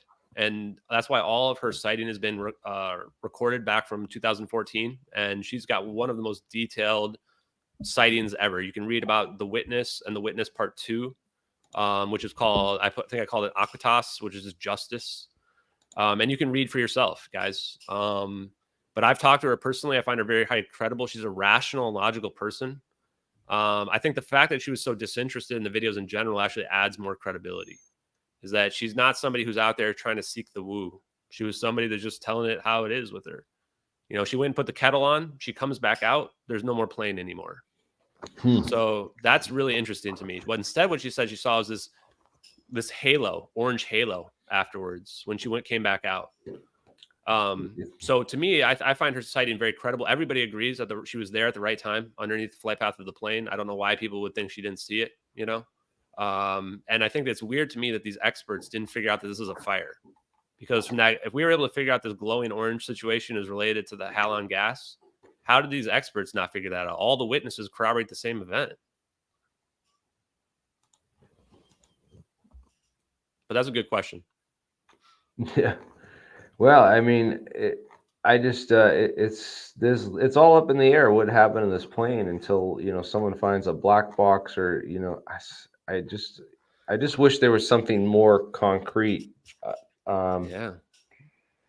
What's the thing about it, right? Is that it's not 2015 anymore, right? It's 2023. Yeah. Right. They've searched everywhere, above and below water, with these submarines. They've mapped like a huge amount of the ocean from this search. Yeah, look at this. And they didn't find anything.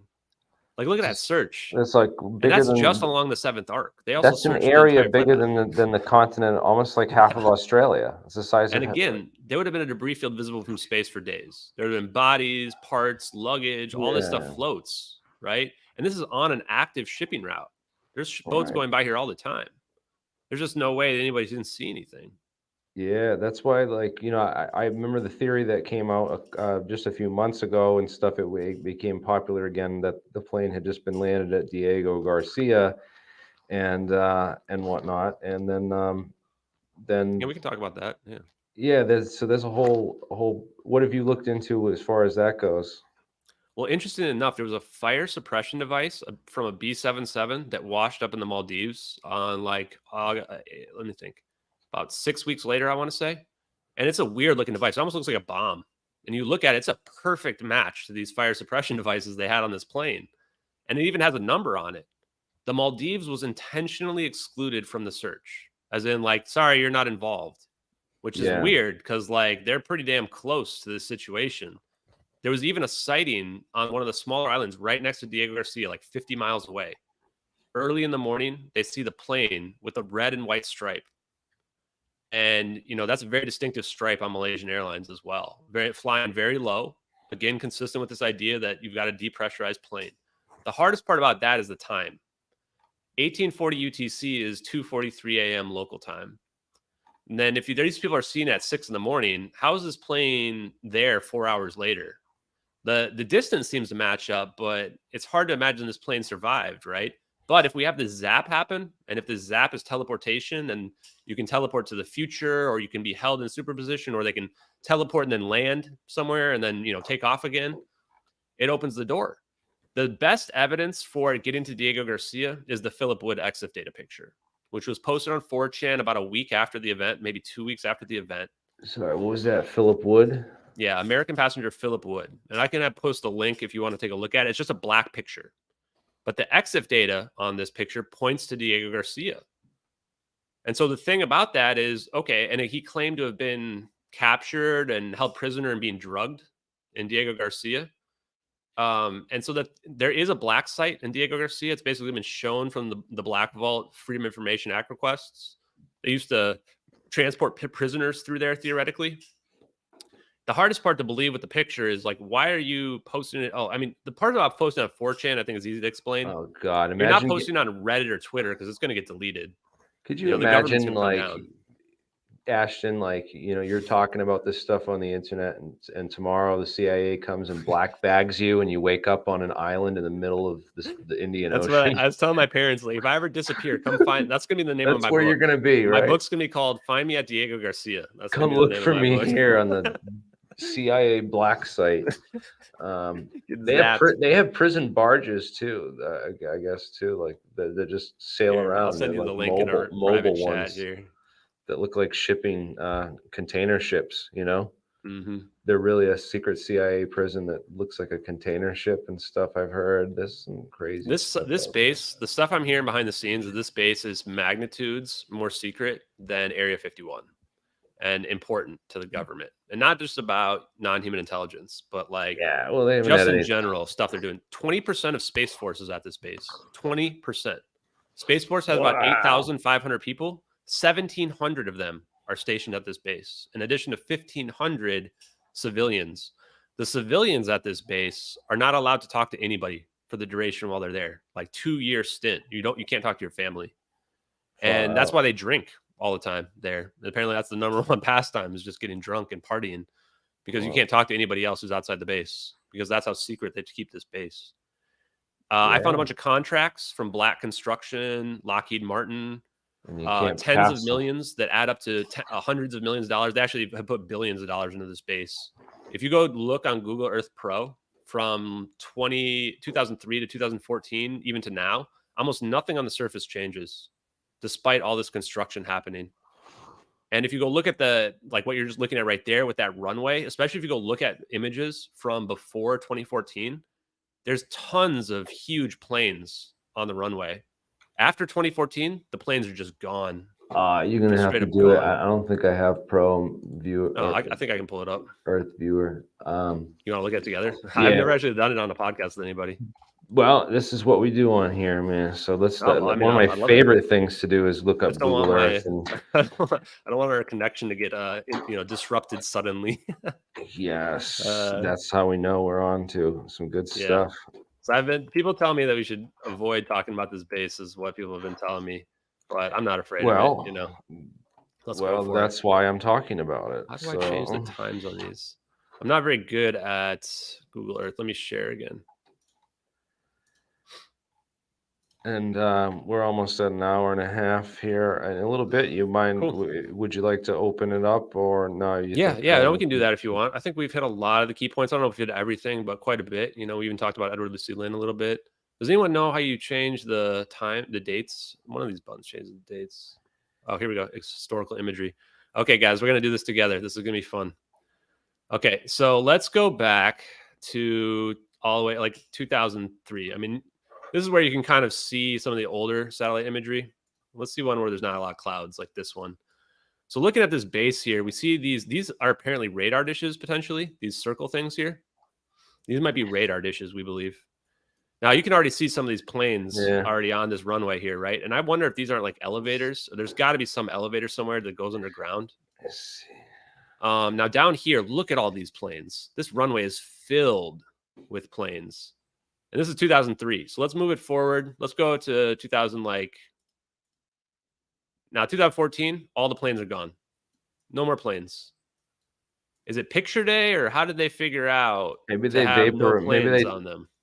They teleported them all with wormholes. I think they just bring them underground. Sorry to interrupt. I have to bring up that in 2003, Diego Garcia was the main launching point for the Iraq invasion, and that's why there was the huge military buildup there.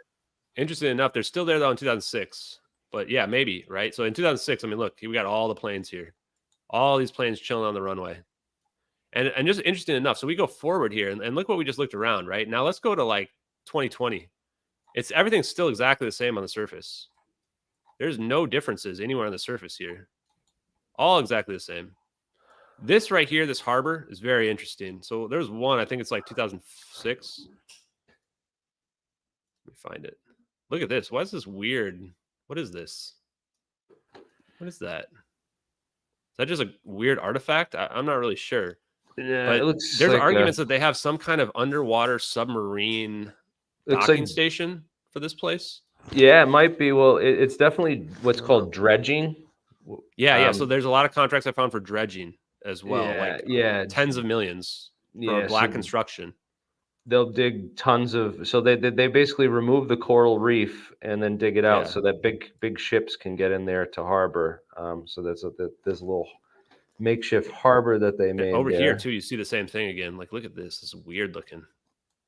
I don't know if that's just an artifact or what, but this is this yacht club here. If you go look at the heat maps, this must be the Okay, most active so- yacht club in the whole world because there's a huge heat signature next to this yacht club right here. And the fact that they have a yacht club in general is kind of bizarre, but sure. Well, I mean, if you're sailing on yacht, some people sail around the world. It would be a good stop, maybe to Yeah. So the history of this So base this too. right here, I just want to point Oh, yeah, out. go ahead. This is a tank farm. Okay, so these are petroleum storage tanks, and you can see Yeah, I've heard that that.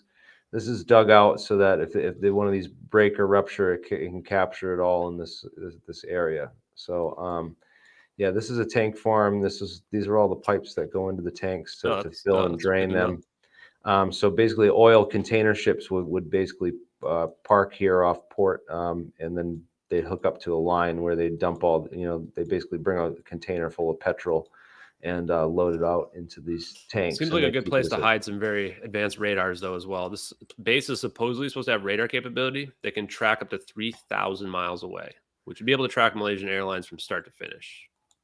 So we'll It probably be able to also find the has, radar one of- arrays.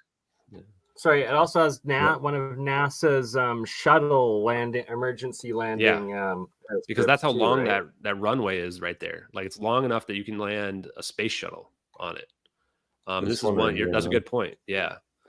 And they moved all of the indigenous people off this island. It was a big, huge human rights scandal. They killed all their pets, like, grotesquely. And even now, it's a big human rights scandal. 2.5 miles. That's not bad. The one at Groom Lake is 9 at Area 51. Yeah. And yeah, so I guess it's funny because the Malaysian people have been trolling this base. There's a bunch of stuff in like waypoints that are in Malay all over. I think, or Bahasa, I believe they speak. Or I could be wrong on that, but yeah, there's all these waypoints all over. Like if you go look at the official Google Earth, all over the place, and apparently there's like pictures of the plane that they've put in there as well. So a lot of people speculate that this is the place to go. Now, I don't have any hard evidence for it, but if I'm a gambling man, I'm putting it all on this base. That's just my opinion. But And like you everybody's free to said, believe there whatever was they want. that. Sorry to interrupt, but you said Oh, there you're fine. was. What's the guy's name? That his phone. He took a picture when he landed there, right? That American. Yeah, Yeah. Philip Wood. But he was, Philip he Wood. apparently hid the phone up his butt, was able to take a black picture. The EXIF data picture points to this base here.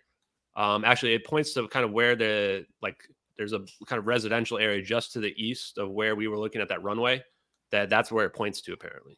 This might be a radar setup here on the south that's interesting. corner of the base here. I'm not sure what this thing is, but this looks like a phased array with the little 6 radar towers arranged in an interesting pattern. Real quick, I want to address the question in the chat about some debris that was found. So first of all, I want to point out that only one piece was connected with a serial number, the flaperon, and they actually did not use a unique serial number. If you go look it up, you'll realize the unique serial plate was actually missing from the flaperon. You can Google that and figure that out. In addition, no debris was found by the official search at all. Not any. It was all found by 10 pieces were found by Blaine Gibson, who is this guy that has been kind of going coast to coast searching for parts of the debris. the debris that is found is consistent with the fire scenario and teleportation scenarios. In fact, some of the debris had burn marks on it. The debris found later was not consistent with barnacle growth for the amount of time that it was in the water as well. And lastly, there was a 9M-MRK that was purchased and scrapped in 2013 in October, which is about 6 months before this event. That's the exact same model as MH370. So there's some evidence that the covered their debris tracks, man. They disappeared another identical plane so that they could throw some debris out there to say, hey, we found pieces of it. And that plane was scrapped way too early, like more than like a decade too early. It still had a ton of flight left in it, which is very unusual. And the company that bought it, GA Telesis, has been linked to the military. In fact, it was started by a veteran. GA Telesis? Yeah. It was started by a 34-year-old military veteran that all of a sudden now is in charge of a multi-billion-dollar company that buys planes. Now, I don't really want to go too much into this because this is the part where you start to get disappeared, right? So no, this is what I want you to do, man. I want to I want to just say I have the utmost respect for the military. I think I've been very kind to them throughout this in general. Yeah. No, the military's not bad. So please, be good I to say me. the military aren't the bad guys, man. They're just taking orders, all right? And it sucks because they have to take orders from people like Joe Biden. Yeah.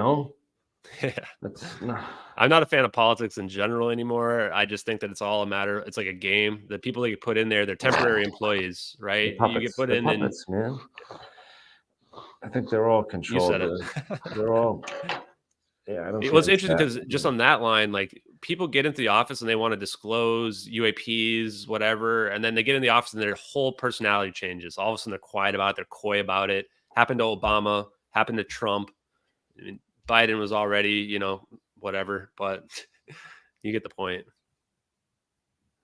So yeah, this company, all of a sudden, this huge company is now buying planes and it's buying this plane just 6 months beforehand. That's a perfect copy of MH370. So yeah, sure. I mean, there's plenty of arguments for why the tiny amount of the debris that was found that wasn't found by the official search is consistent with the event that we've put forward. Yeah, what changes in lithium-ion batteries? So in 2015, they stopped allowing them in passenger planes, in the cargo of passenger planes. And even now, if you go look up FAA lithium-ion batteries, you will find that these events, even despite the fact they're not allowed in cargo bays anymore, once per week is how often lithium-ion battery fires are happening on commercial airplanes. I did a search. I found one, just Alaskan Airlines Flight 751. There was an article about, one of these events. So you can find them. They're more than common. So, but it's curious that I've never heard the idea that there was a lithium battery fire on board that plane. And yeah, I think we're the first people to break that, honestly. Like nobody, there was this idea of a fire, but nobody had brought up, hey, look at all these fire scenarios that happened. Like if you Google how we found all these examples from 2010 to 2014, these were very dangerous events. Was there a bunch of these batteries on board the plane? 221 kilograms. And they put the batteries together the same day. They missed 2 security screenings as well. So these batteries. Yeah, I was just about to ask that. Because on Rex's show the other day, you were saying that they didn't even screen those batteries before putting them into they the cargo apparently did a hold. brief physical inspection of them. But if you look at how the ATSB report has them, it looks like the most dangerous thing I've ever seen in my life. They look like improvised explosive devices. And they just stack them in these whatchamacallit, cardboard boxes. It's like, and it's 30 degrees centigrade that night. It's almost 100 degrees. These batteries are unstable at 200 degrees. It's not unreasonable for me to think that they could have heated up in this cargo bay to the point, where, especially if they had defects in them, to the point where they would explode. I mean, go look at videos of these lithium-ion battery explosions. They are scary, man. Like real scary. And the ones especially where they're trying to put them out and they just keep coming back up. It's like you can't put these out with the fire extinguishers. That's why it's amazing that they would even lasted an hour. But people have told me that because these cargo bays are built to withstand them, that they could have survived for like over an hour if they were actively like trying to fight the fire.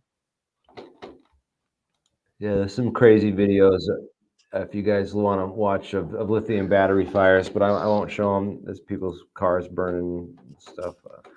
Yeah, they're pretty wild. one of the scooter blowing up really was like, holy Yeah, that's why I crap. had. That's the reason. Number one reason. I'm glad I Scares me, got you man. when I did, because you're all booked up now. You're going Yeah. on a ton of podcasts lately, crushing it out there. It's just a bit too much like 9/11. Some of the coincidences here, which that's why I wanted to look deeper into it. And Sure. I'm glad you had me on, by yeah. the way. I mean, it's nice talking to you guys, and I'm not trying to make anyone believe what I believe. I just want to get the evidence out there because I just think the evidence is so compelling that I think it'll turn a lot of people, especially Yeah. people that are really skeptics. So we got a couple new people that tuned out and are just tuning in. So why don't you let's do a recap. Let's just nail the best evidence that we found, and we'll go through the points one by one and hit them. I thought that the first thing you mentioned, where you have that video posted from the archive.org video. I don't remember where that one went. Yeah, from but, 2014. And a lot of people saw it. Like thousands of people saw these videos back in 2014, which corroborates Yeah. that somebody didn't just change the date. Like these actually are from 2014. We just didn't understand them to be real at the time, right? I don't know if you can change the date. Is that possible to do as this? far as I know, no. But I mean, if you can teleport a plane, I guess you might be able to change the maybe date. see if someone else can do this. See if anyone else can fake a video from 2014 and put it up on the Wayback Machine on archive.org. But even so, what I'm saying is that we've seen it. I actually saw one of them myself, so I can even corroborate and testify to the fact that these were out there in 2014. And I didn't think it was real back then either. Actually, patent hijacking is a weird argument as we got into, because it's not like, I guess they would have kept control over the company would have kept control over everything, and it's not like it would have fallen into exactly. But maybe you never know. The company got sold though. They got sold the next year to NXP. Yeah, NXP, right? They're a big semiconductor company over, I think, in Germany or something. But yeah, Netherlands. Yeah, you're close. Yep. But didn't they, like, there's some connection with the Carlyle Group and the Rothschilds there too? That was the patent thing about these like nanotechnology patent. But that was the thing about where the individuals don't own those patents anyway. Like the company owns it and it gets patented under the individual by the company. So that's where I think that's a bit of a red herring, where they're maybe even trying to throw us off the real thing, which is these 20 semiconductor engineers and scientists that were going to China to help improve the factories and make them more efficient. Okay. And those are the people where I'm wondering, like, their intellectual property to me is the real value here, because the risk of deploying this technology, if it's real, is so high. I mean, look what happened. 2 videos leaked because somebody looked at it and like had an emotional reaction. Is like, oh, the world's got to know this. Well, this is interesting. Let's get into that, because that's the next piece of evidence. So you have the video is the actual evidence itself, right? And then I was mentioning to you that, hey, well, if this was really leaked, someone probably went to jail for this. Like, if this is on the internet now, there's got to be a court case. Is there any evidence for that? And you went looking and you found a name. What is that name? And can you bring that up again with the share screen? More than a name, a full case. Yeah, no, a whole court case with redacted documents that he's posted to Twitter about all this with the court Edward case. C. Lynn. Yeah. So pull that up again. Yeah, pull that up, please. So apparently this guy did some time. It says that the videos are available, that whatever the classified content that he leaked is available. He's got all the right clearances and the right working. He worked in the right place, the right time. Everything just seems to match, a little too perfect and exact. Yep. He was arrested at the right time. Makes sense. He's experiencing signals intelligence, which is what arrested we think we're on seeing September 11th, too, no doubt. I love it. People might like that. Yeah, he flew this Ares spy plane where the witness saw 2 other planes. The French dad who lost his wife and child was told the Americans know what happened, that there was 2 AWACS in the area. Like, he could have literally been there on the plane at the night. Charges that result in life in prison. He was facing life in prison. First major incident of an active duty member of the Navy since the Cold War. Heavily redacted charge sheet, including all the dates being redacted. We tried to use AI and we can't figure it out. I mean, this is the charge sheet. These are all the charges. All the dates are redacted. Like, why are you redacting all the dates, right? Unless they're going to corroborate something. That would corroborate if he was connected with MH. The you'd be able to tell being that. redacted, though. The date, that's never the other redacted thing too, right? Right. If you ask for the specific document and you list the specific date too, can they have to release it and unredact it, right? I fired them, so we're gonna find out. I fired the NCIS and the FBI. FOIA, sorry. So He also had top secret and access to the Navy's black program portfolio. He was in the right type of squadron. Yeah. His assignment was during the right dates. Remember, February 14th, it happened in March. Yeah. And then he got arrested in September of 2015. So he didn't even make it through his whole deployment here. Yeah. He was part of this super secret squadron, the VPU squadron. They Wizards. claimed it didn't end up being a spy case at all. Yeah, it's and not a instead spy case. wasn't It's about not spy case. espionage because he just leaked it. It's more like a, yeah. So he takes a plea deal. The classified information is available on the internet. Yeah, so we And know it's maybe available on the internet. Is this it? Would this be it? Maybe. Exactly. And then in 2014, he accidentally left 2 flight manifests in his flight suit from a deployment that included search and rescue code names. To me, I mean, he was there. He was there at the time, and that's what he took the manifest. There might have been evidence as well. Hey, you know, it's not that I want to believe, man. I'm just I came in this very skeptical, and I'm walking away with some, you know, something big to really questions. look into, some big names and stuff to look into, some big questions. So, yeah, I would love to see more, you know, the debunks and stuff on this. You know, you can go either way, and I'm not convinced on the footage itself. With all the, like, as I pointed out, there's so much deep fake technology that just goes way back, you know, early times. So I don't know that that's going to convince me completely. And as we move into the future, it's going to be harder and harder to, you know, resolve things with just videos and stuff like that.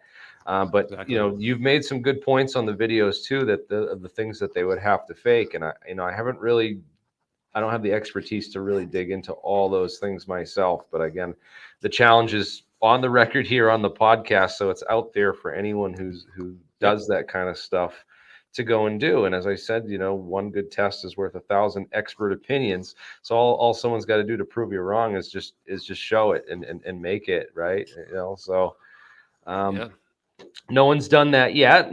You could be the first. Looking forward to whatever people come up with and put stuff out on that.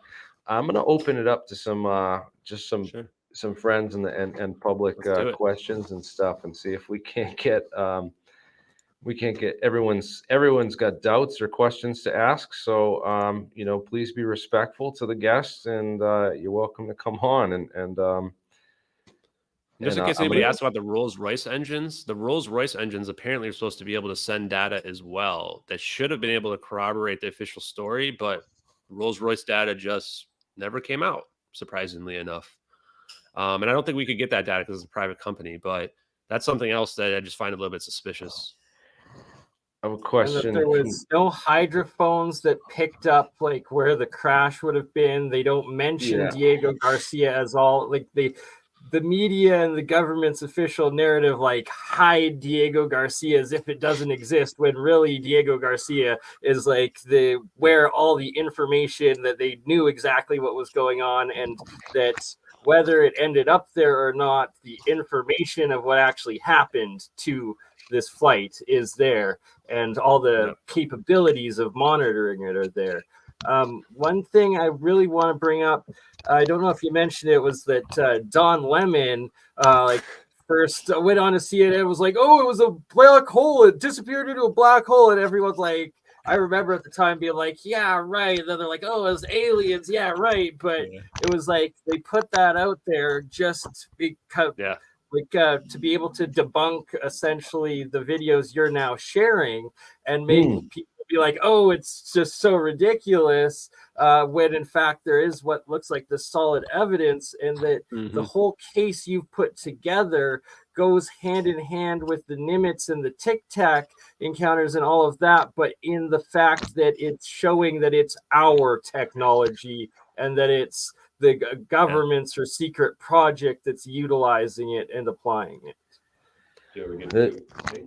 I'm at the office. He just walked. Aiden just walked in. Yeah, the Don Lemon thing is the weirdest thing I've ever seen on CNN, and that's actually saying something, because in this Don Lemon piece, he's just like, well, what if it was a black hole out of nowhere? And then the guests are just like kind of taken aback, and this the Department of Transport lady goes, well, even a small black hole would have sucked in our whole universe. What is this lady talking about? It was just the weirdest interaction I've ever seen. And that's including the thing about this lady trying to be on a boat and people just walking by her in this fake flood. You know, so it's odd. One last question about that supposed photo that had Yeah. the metadata tagged to Diego Garcia was Philip Wood, you said his name? Yeah, And he he's an was American a passenger on that IBM plane. executive. And then he's never been seen of since either, right? Since that one thing. It was like the last upload of or That's a ping good from question. his phone. And So a lot of people say, like, what do they do with these passengers, right? Now, you go the nefarious route, you say, you know what we're talking about there. The other side of it, though, is what if you just make deals to send these people back to the countries, right? China's never going to allow these people ever to speak again. That's easy. That's most of the passengers. If you're talking about the Western passengers, there's like maybe less than 10, a handful of them. Philip Wood, I would put him in witness protection. You give him a new name, he's never allowed to talk to anybody, make him sign an NDA. No one's ever going to find him again, right? But you could argue many different things in terms of what they might have done with the passengers. All I know, no families of the victims have reached out to me. None of them. You'd think there'd be at least one desperate person who wants answers. None have. Not a single one. And I don't plan on reaching out to them. But, I just find that very unusual. Right. If it's the official story, then they're fish food. But yeah, I don't know, man. That's a good question because there was a number of things that have come up with the 9/11 stuff too about, was there a plane swap? Because Operation Northwoods and the 62 government document where they gave the idea of starting a war with Cuba by, switching a plane with a drone and then shooting it down and pretending like a bunch of college kids were killed, as the public would react and be like, oh, we need to go to war with Cuba. So the same kind of idea, switching these planes, using it to start a war. In this case, maybe using it to cover up semiconductor technology or scientists or some other work there. That seems to be the most nefarious conspiracy angle I've seen on that. Yeah, it's certainly a lot of, like I mentioned, the parallels to the 9/11 stuff that I brought up earlier with Systems Planning Corporation and the passengers aboard Flight 77 into the Pentagon. In fact, the pilot for Flight 77, which crashed into the Pentagon on 9/11, ran the Pentagon's MASCAL drills on which basically drilled for planes crashing into the Pentagon and how the Pentagon would respond. And he was like the head guy in charge of those drills. And then he ends up being the guy on the plane. It's just wild and weird. There's also a number of scientists who were on board that plane that belong to the radar physics group. And I'll have all these links posted in the description below for people that want to dig into this further. And hopefully someone can break this case, crack this case, or find something that's going to, if we can find these guys alive in another country, that would be, just one. All you need is just one. Yeah. Or, say that these scientists went to work for a secret lab somewhere. They said, listen, we're going to pretend you died on this plane, but we're going to give you a second chance. And, so they're working at some secret lab, maybe on Diego Garcia itself. Maybe that's where they have maybe that is the Area 51. Maybe they've moved all the Roswell stuff there and they're studying it out in the middle of nowhere. It's a good place. I mean, you can't land commercial airliners there. They even have like a protected area around it where there's a no-fly zone. There's a just working. There's an NDA, right?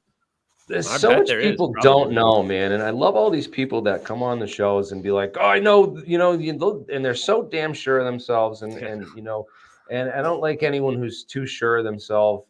You always have to second guess yourself and second guess your assumptions going into anything. But you've got you've got a bunch of evidence now.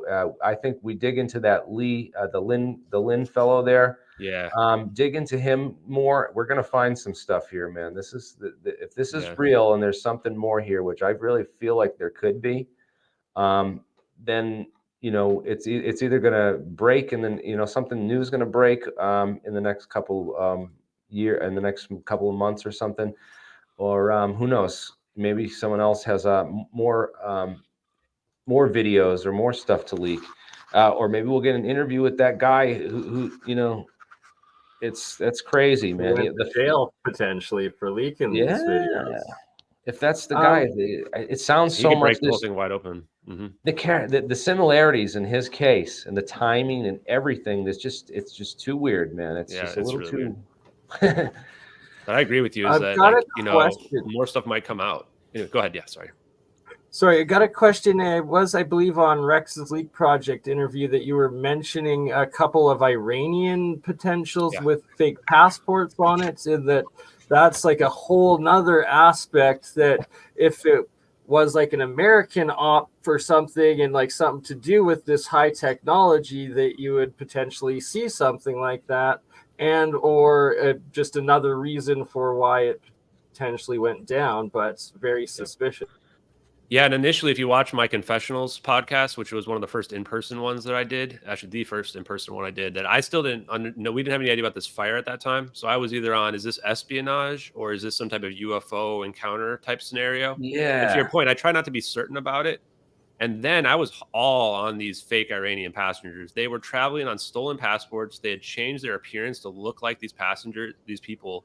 There's even a picture of the guy, the real guy, holding up his real passport going, that wasn't me on the plane. And they had pictures of him. It looks very similar. And keep in mind, almost all the passengers are Asian on this plane, except for a handful of people. Mhm. These people would have stuck out. And they were supposedly refugees trying to get to Amsterdam. But why are you going to Beijing on a stolen passport from Malaysia? There's direct flights, especially if you're spending thousands or tens of thousands of dollars for these passports. Don't you want to mitigate how many security things you have to go through? Every country you go through is another huge amount of risk of you getting caught, right? So the fact that that got just brushed under the rug like 2 days afterwards just seemed really weird, especially in a post 9/11 world where hijacking is one of the main possible like narratives here. It's still weird to me, honestly. Hey, what have you seen about the black box beacons? And Yeah, so have they ever been found? I'm going to dig into that because I just saw somebody in the chat post that say that they should work for 30 days and go up to 20,000 feet underwater. Yeah, if that's true. Like, how would we not get any black box pings, right? Like, I'm going to add that to my list of evidence because that's also strong evidence for why this plane didn't crash into the water, right? Yeah. Yeah, I'm going to dig into that and just confirm that that data. But whoever posted that in the chat, you're a hero. Thank you very much. Yeah, I don't know about the disappearance. Again, if the purpose of that, that's the only thing. That's one of the things that just I can't physically explain. Well, what happened to that plane with my understanding of technology and physics? It makes no sense. And I'm not going to try to go there. I'm just going to say that I don't know that the video. I don't know. Yeah. He got the video again. We went over all this, Mike. You have to go back. Well, let me say this part about the science for you guys. So this is going to be a little bit compelling, I think, for you guys. So somebody told me that I should reach out to this guy, Salvatore Pius, who has these patents that you might be familiar with. I think they came out in 2018, Navy patents. Yep. Oh, so I sent him an email and say, hey. Yeah, so I sent him an email and say, hey, Mr. Pius, have you seen these videos at all? People are telling me they're similar to technology that you've put in your patents. He emails me back in 12 hours, tells me, let's set up an interview. I haven't interviewed anybody before. Okay. This is my first ever interview. It's going to be on Sunday. I'm going to talk to him about the science. I want to learn everything about the science of his patents. And if I'm not going to we're not going to talk about the videos in the first interview. He wants to do more than one. So the first one's going to be about digging into the science. I want to be able to speak to it from the layman's perspective where people like us can understand exactly what his patents really mean.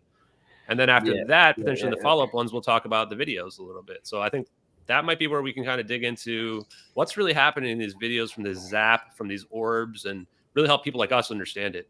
Oh, that's awesome that Sal's doing your show. So Sal Pius is going to be on Alien Scientists here on November 12th. Oh, that's the week after. Awesome. The week after you. So, yeah. So you should check out mine and then play off of that for sure, man. Yeah. So where can people find your channel, Ashton? On YouTube? So I have the same tag as I have that you see on the screen right here. Right here. It's at JustXAshton on YouTube as well. I'll go ahead and maybe you can actually find it and pull it up.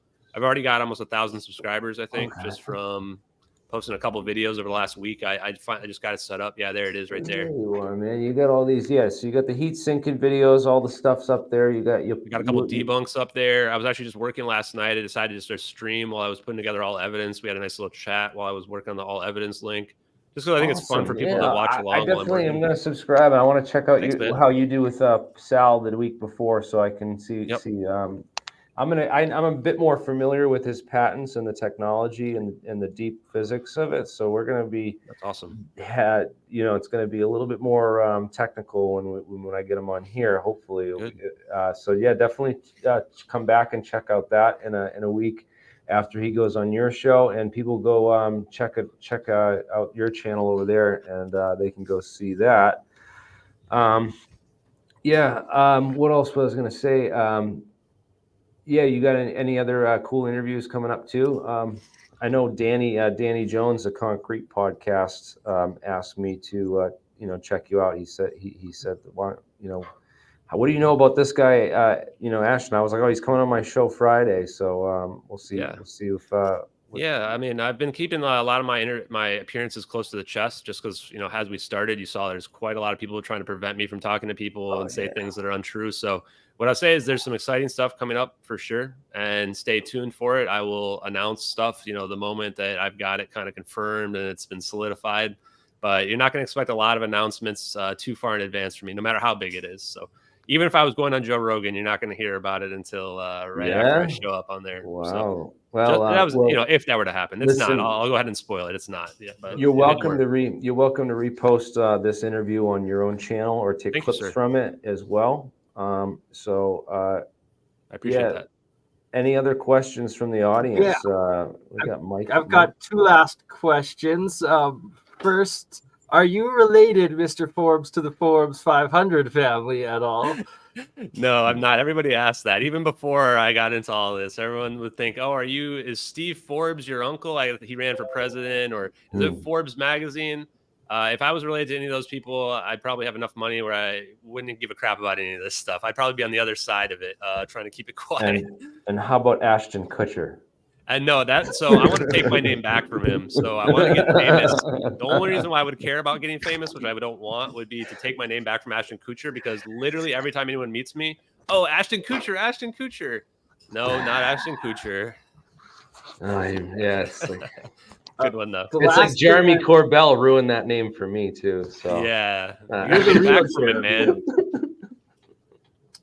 So I just wanted to say that your analysis though of the three spheres and how they're going around and how they're going ahead of it, how they're doing this endothermic as opposed to exothermic reactions, and that this is all in these videos from 2014, that all in its own is a huge amount of information to the true UFO researchers out there, that as soon as I saw that, I was like, an average faker is not going to think of any of these aspects that literally are showing new pieces of information on how this technology actually works. And that they essentially, it's turned me from being like, yeah, right, frickin' whatever, but yeah, right, aliens, more likely, yes, this is actually our technology one way or another, sort of thing.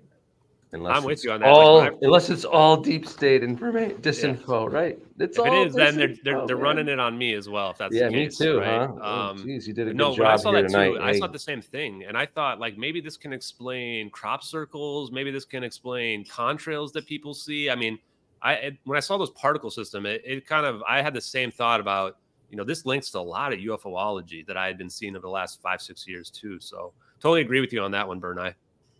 I'm still not convinced that it's like it could be deep fake. I don't know. I'm always skeptical. I'm always second guessing everything, man. Fine. But I definitely the fact that the video is up from 2014. You see that on archive.org, and then you got the name of the guy who got. He's got this court case and everything. Lots of things. There's synchronicities as there. well as the satellites that would have taken that original video. You were able to track them and show so much. Like you literally built one heck of a court case. So it's like, regardless of anyone's beliefs, you've put a whole bunch of evidence together that really needs to be addressed, because it's a substantial amount. It's either the biggest psyop of all time for whatever purpose, but it's so much that it's there, and it's now a giant elephant in the room. Yeah, that's why I wrote the letter to Congress, as I got to the point where I'm like, this is more evidence we've had of like any court case ever. Like it at least deserves an official investigation to figure out what's going on here, right? So yeah, I totally agree with you there. I like your analysis in general, all you guys. And in general, like I'm free. I love everybody kind of taking the evidence and coming to their own conclusions, right? They want to think it's non-human intelligence, psyop. If they want to think it's, Right. in You're my case, welcome. espionage type thing, Everyone's right? welcome to believe whatever theory they want here, and I'm not trying to push anything or anything here on anyone. We report, you decide, and exactly, it's a good way to go about it. Oh, we got one last question in here before I wrap this up for the night, man. You got a question for us? Is UFO Shane just joined? I don't know if we can ignore that question. I don't know if anyone's there, man. So hey, if anyone, can you hear me? You said nope. Okay. Hey, what's going on? Shane. I have a question, Ashton. So let me get this straight. I've looked into it a little bit. We've had our tizzies quite publicly, but let me just say this. So you're saying that the aircraft did not crash, but was teleported to Diego Garcia by Tic Tac technology to save scientists that were on the plane, and that the wreckage that was found was lithium fire wreckage, but that wreckage was planted by a government operation? Not exactly in those terms, but pretty close. So, okay. I think that we have proven that there is most likely a lithium-ion battery fire, which is supported by over 12 witnesses. That the motive to cover up that kind of fire, would be a pretty mundane event, would have to be something pretty important, which could be consistent with utilizing this technology. As to where exactly it gets teleported to, we can't know for sure. Now, we can speculate based on circumstantial evidence that the plane somehow ended up at Diego Garcia, because that's what Mark Dugain thought. That's what KT, the witness, thought. That's what basically every single conspiracy thought that it somehow got to. It's one of the only places you could hide a 777. Well, it's the Area 51 of the ocean, basically, right? And that's what I'm hearing from behind the scenes, is that this is essentially the Area 51 of the ocean. I've heard clone stories from there. I mean, Ashton, I believe in a lot of stuff, but it's really hard, man, for me to think that an airplane was teleported and then all the victims were paid off by someone and now they're just roaming. I mean, that's a lot of speculation for me, man. I mean, personally, that's my problem with it. It's like, you're like, if we find one victim, if we find this one guy, I mean, yeah, that would be great, dude. It would be awesome to think that these people aren't sitting there having their bones eaten by the salt of the ocean. But I can't, me personally, man, I'm trying. That's fine, man. And I think that I don't think Shane was necessarily saying that they went to Diego Garcia either, or that necessarily they I don't know about the teleported. Just seems a little weird for me. My physics brain to wrap itself around. But I know they have the technology to hijack a plane by remote control and fly it from the ground. I agree with that.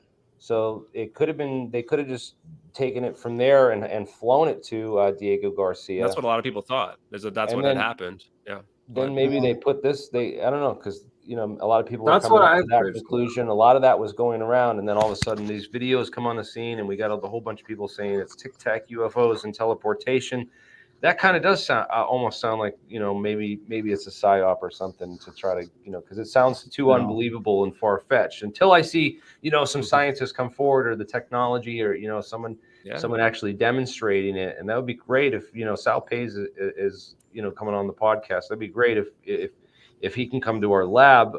That's what I'm going to be asking him mostly is like, can you come and we can physically demonstrate this? Because I know Kurt Mungle asked him that as well, but he didn't do it. That's my big hang up on this, and that's why we created the Falcon Space Labs and falconspace.org to basically have a spot for people who claim they have this technology, that this technology exists, to prove it and show it, and to declassify it in a form where once it's out there, man, the cat's not going back in the bag. Just like you put his Lynn's name out here on the, that's not going back in the bag. I'm going to have 12 people who watch this going to FOIA that guy and come up and start digging into that. So that's what we really should do though, is we should try to make FOIA better. We should try to make FOIA a better tool to be used, because right now, I mean, come on, all you got to do is put something in a black project with a private company and you're not going to get shit.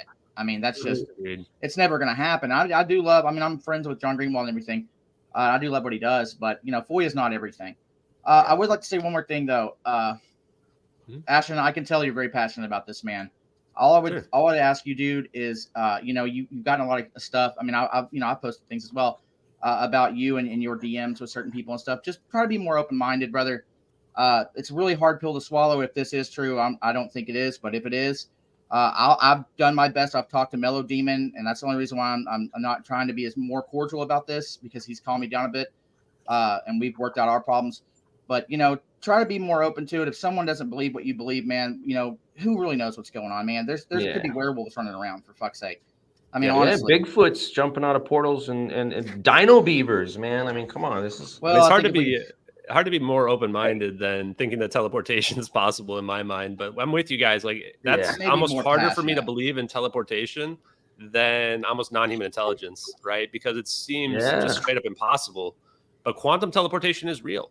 And I think that what you should ask Sal Pius is there a unifying theory of quanta and macro? Because that's the missing link that can allow quantum teleportation to become macroscopic teleportation. Yes, it is. Hey, Shane, I want to thank you for jumping on here and being respectful and I appreciate it too, Shane. Questions. And no problem, again, I'll take your words to heart, Shane. I just want to let you know that as well. No problem. It was nice. I'll see you guys. I just got off work. I'm gonna go lay down. I'll see you guys later. All right, thank you. All right, well, guys, thank you, Anthony, as well. Thank you for jumping on. You got questions before we close this out? Anything you want to plug? Anything news announcements? I was just wondering if there any way to find out what data the AWACS and other military planes had. Yeah, smart question. So keeping this one close to my vest as well. But what I'll say is there are people out there theoretically looking at connections to how we can prove that there might be AWACS in the area, which could be a missing link as well. Right now, one of the things that came from one of the FIAs from the Black Vault, I think, is that the signals intelligence usually operates in threes. So we've got a satellite, we've got an MQ-1C Gray Eagle. What's our third thing there, right? Kate T saw 2 other planes with navigation lights. The French dad was told that there were AWACS in the areas. That was on the Netflix documentary. So is there another thing there? And was Edward Seelin on that plane, right? So there might be radar data, other data that would point to that plane being there. Now, it'd probably be hard to get access to the specific data from it, but if we can prove there's another asset there, like that adds another element too, right? Is the Eagle like an AWACS type plane? The MQ-1C is not. That's a drone. I think the AWACS ones, usually when you're talking about that, it's talking about like the ones with the radar dishes on them, the weird circle thing-majigs on the top. Like the giant Boeings with them on top. Yeah. I know they beam the radar down so you can't go under it. Yeah, and those two are apparently supposed to be able to like jam planes, might even be able to like hijack planes like you guys were talking about. Yeah. That's why like I haven't ruled out like any narratives. I just like, and I used to be way on the espionage narrative, where now I'm more on this weird like kind of maybe saving them, but also maybe espionage. But there's still a lot of narratives that are possible. Like even AI taking control of the world. There's a sentient program is how they control these satellites. It was declassified in 2012, which is an advanced AI. I mean, even that kind of stuff is like, I don't know, the whole AI angle creeps me out in general, but I digress. That's a story for another day. In response to your question too, Anthony, about the AWACS and some of the declassified stuff, I know that Aidan Monahan has filed more FOIAs into the 9/11 stuff than anyone that I know of. He's way more than John Greenwald.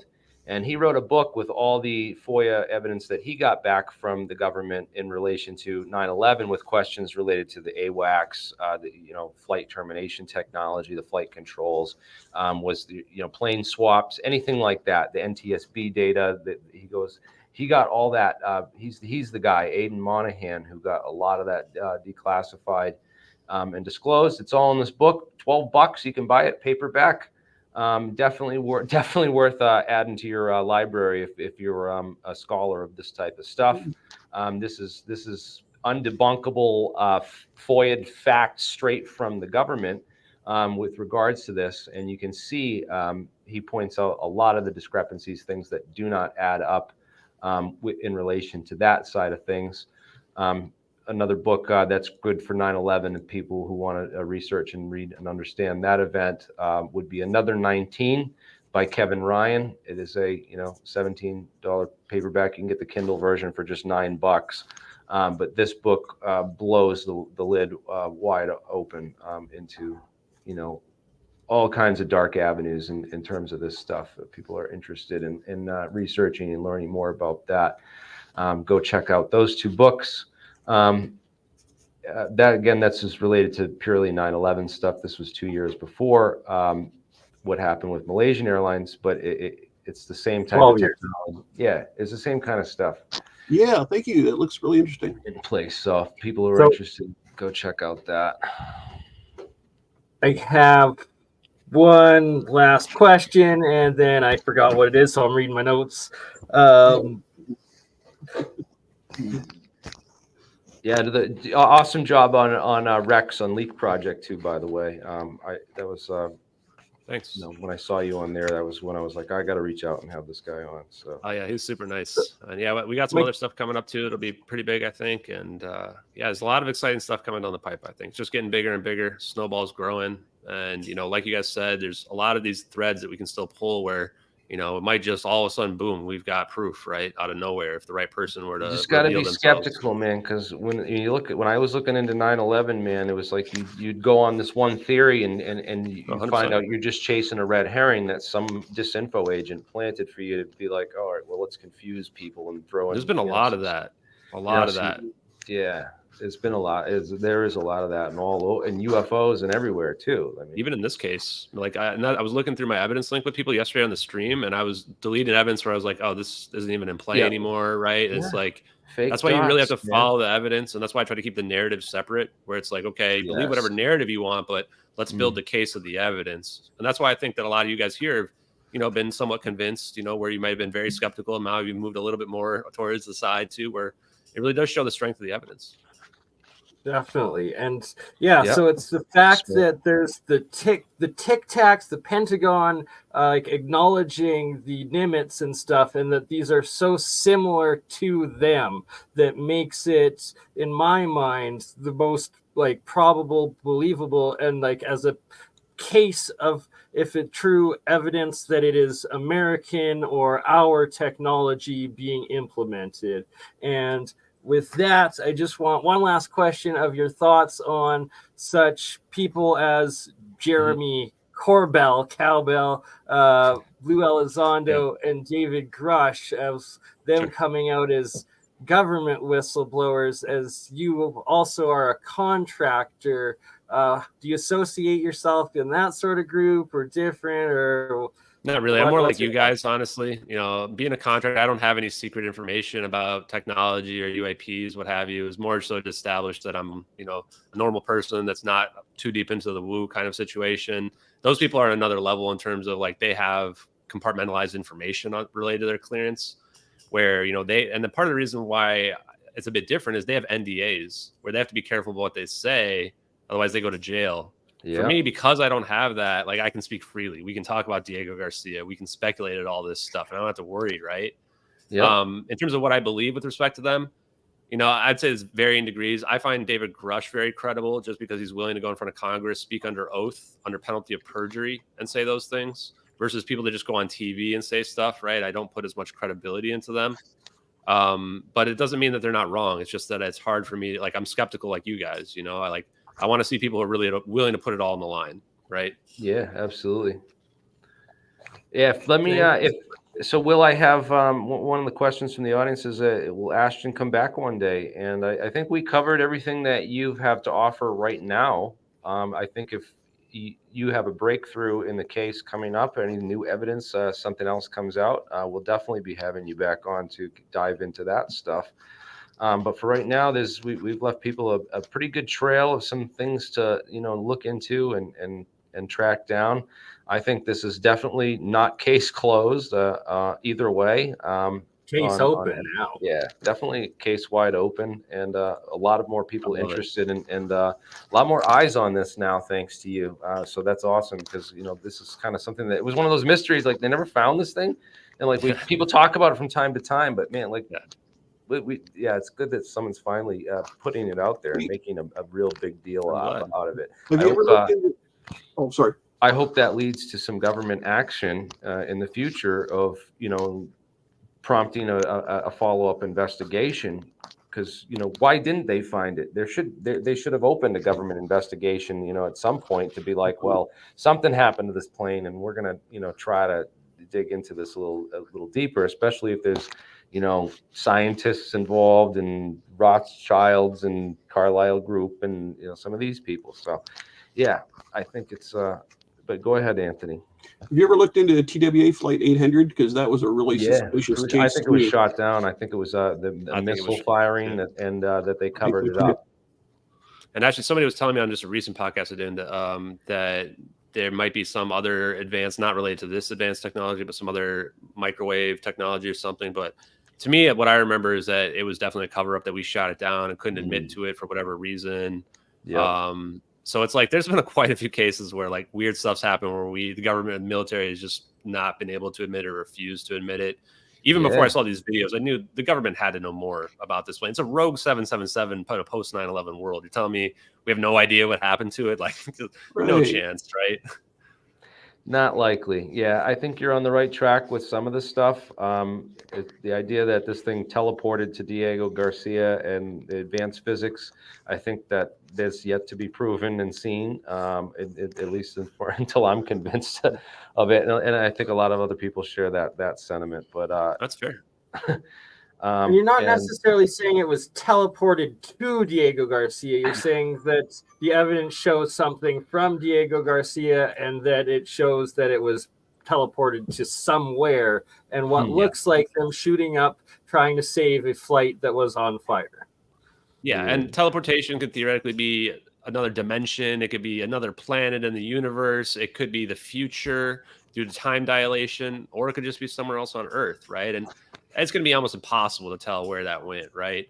What I'm just saying there is that there is some circumstantial evidence that says maybe it somehow got to Diego Garcia. That's where all the conspiracy theories, pointed it, right? So I appreciate you clarifying that, because I think it is an important point of clarification. Yeah. And the teleportation, like I think we ruled out the other options.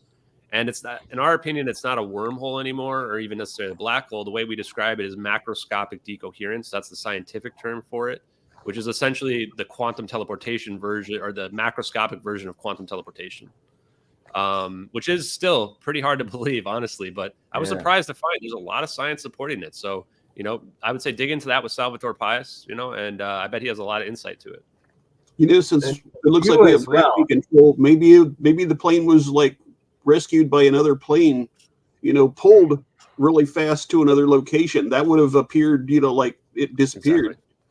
Precisely. And that's kind of what we're expecting, or we're anticipating, right? And either that somehow put this fire out and was able to stop the fire, pull the energy from the battery so that they stopped being on fire, or just allowed it to land somewhere safely. Again, it's all highly speculative, right? I'm trying to focus on That's not a bad idea, though, Anthony, that it doesn't necessarily have to be a portal or wormhole. It could have been three of them going around it and creating this field that then they all accelerate at that same speed in that field to wherever it goes, as opposed to opening up a time-space portal sort of thing. More just creating a bubble of warp speed or this higher speed technology that they would be operating on. That sounds the best explanation I've ever heard. So I like what you're saying a lot here. Well, I'd like to see some of it in a laboratory or some patents or something. It's got to, something's got to give, man. If this is, disclosure, it's going to happen through. We need the secret sauce. Guys, Ashton Forbes, go check him out on YouTube. Thank you for, being with us tonight. And thank you, everyone, for the audience and all the great comments and questions. Thank you, Jeremy, and thank you the rest of the panel as well for all the great questions. I think they were awesome. So it was one of the best interviews I've ever done. Appreciate it, guys. Awesome. I appreciate it. All right, Bernie, want to throw on a little AI, some music, and cool outro tunes and stuff? Have a good night, everyone. Thank you. Enjoy your weekend.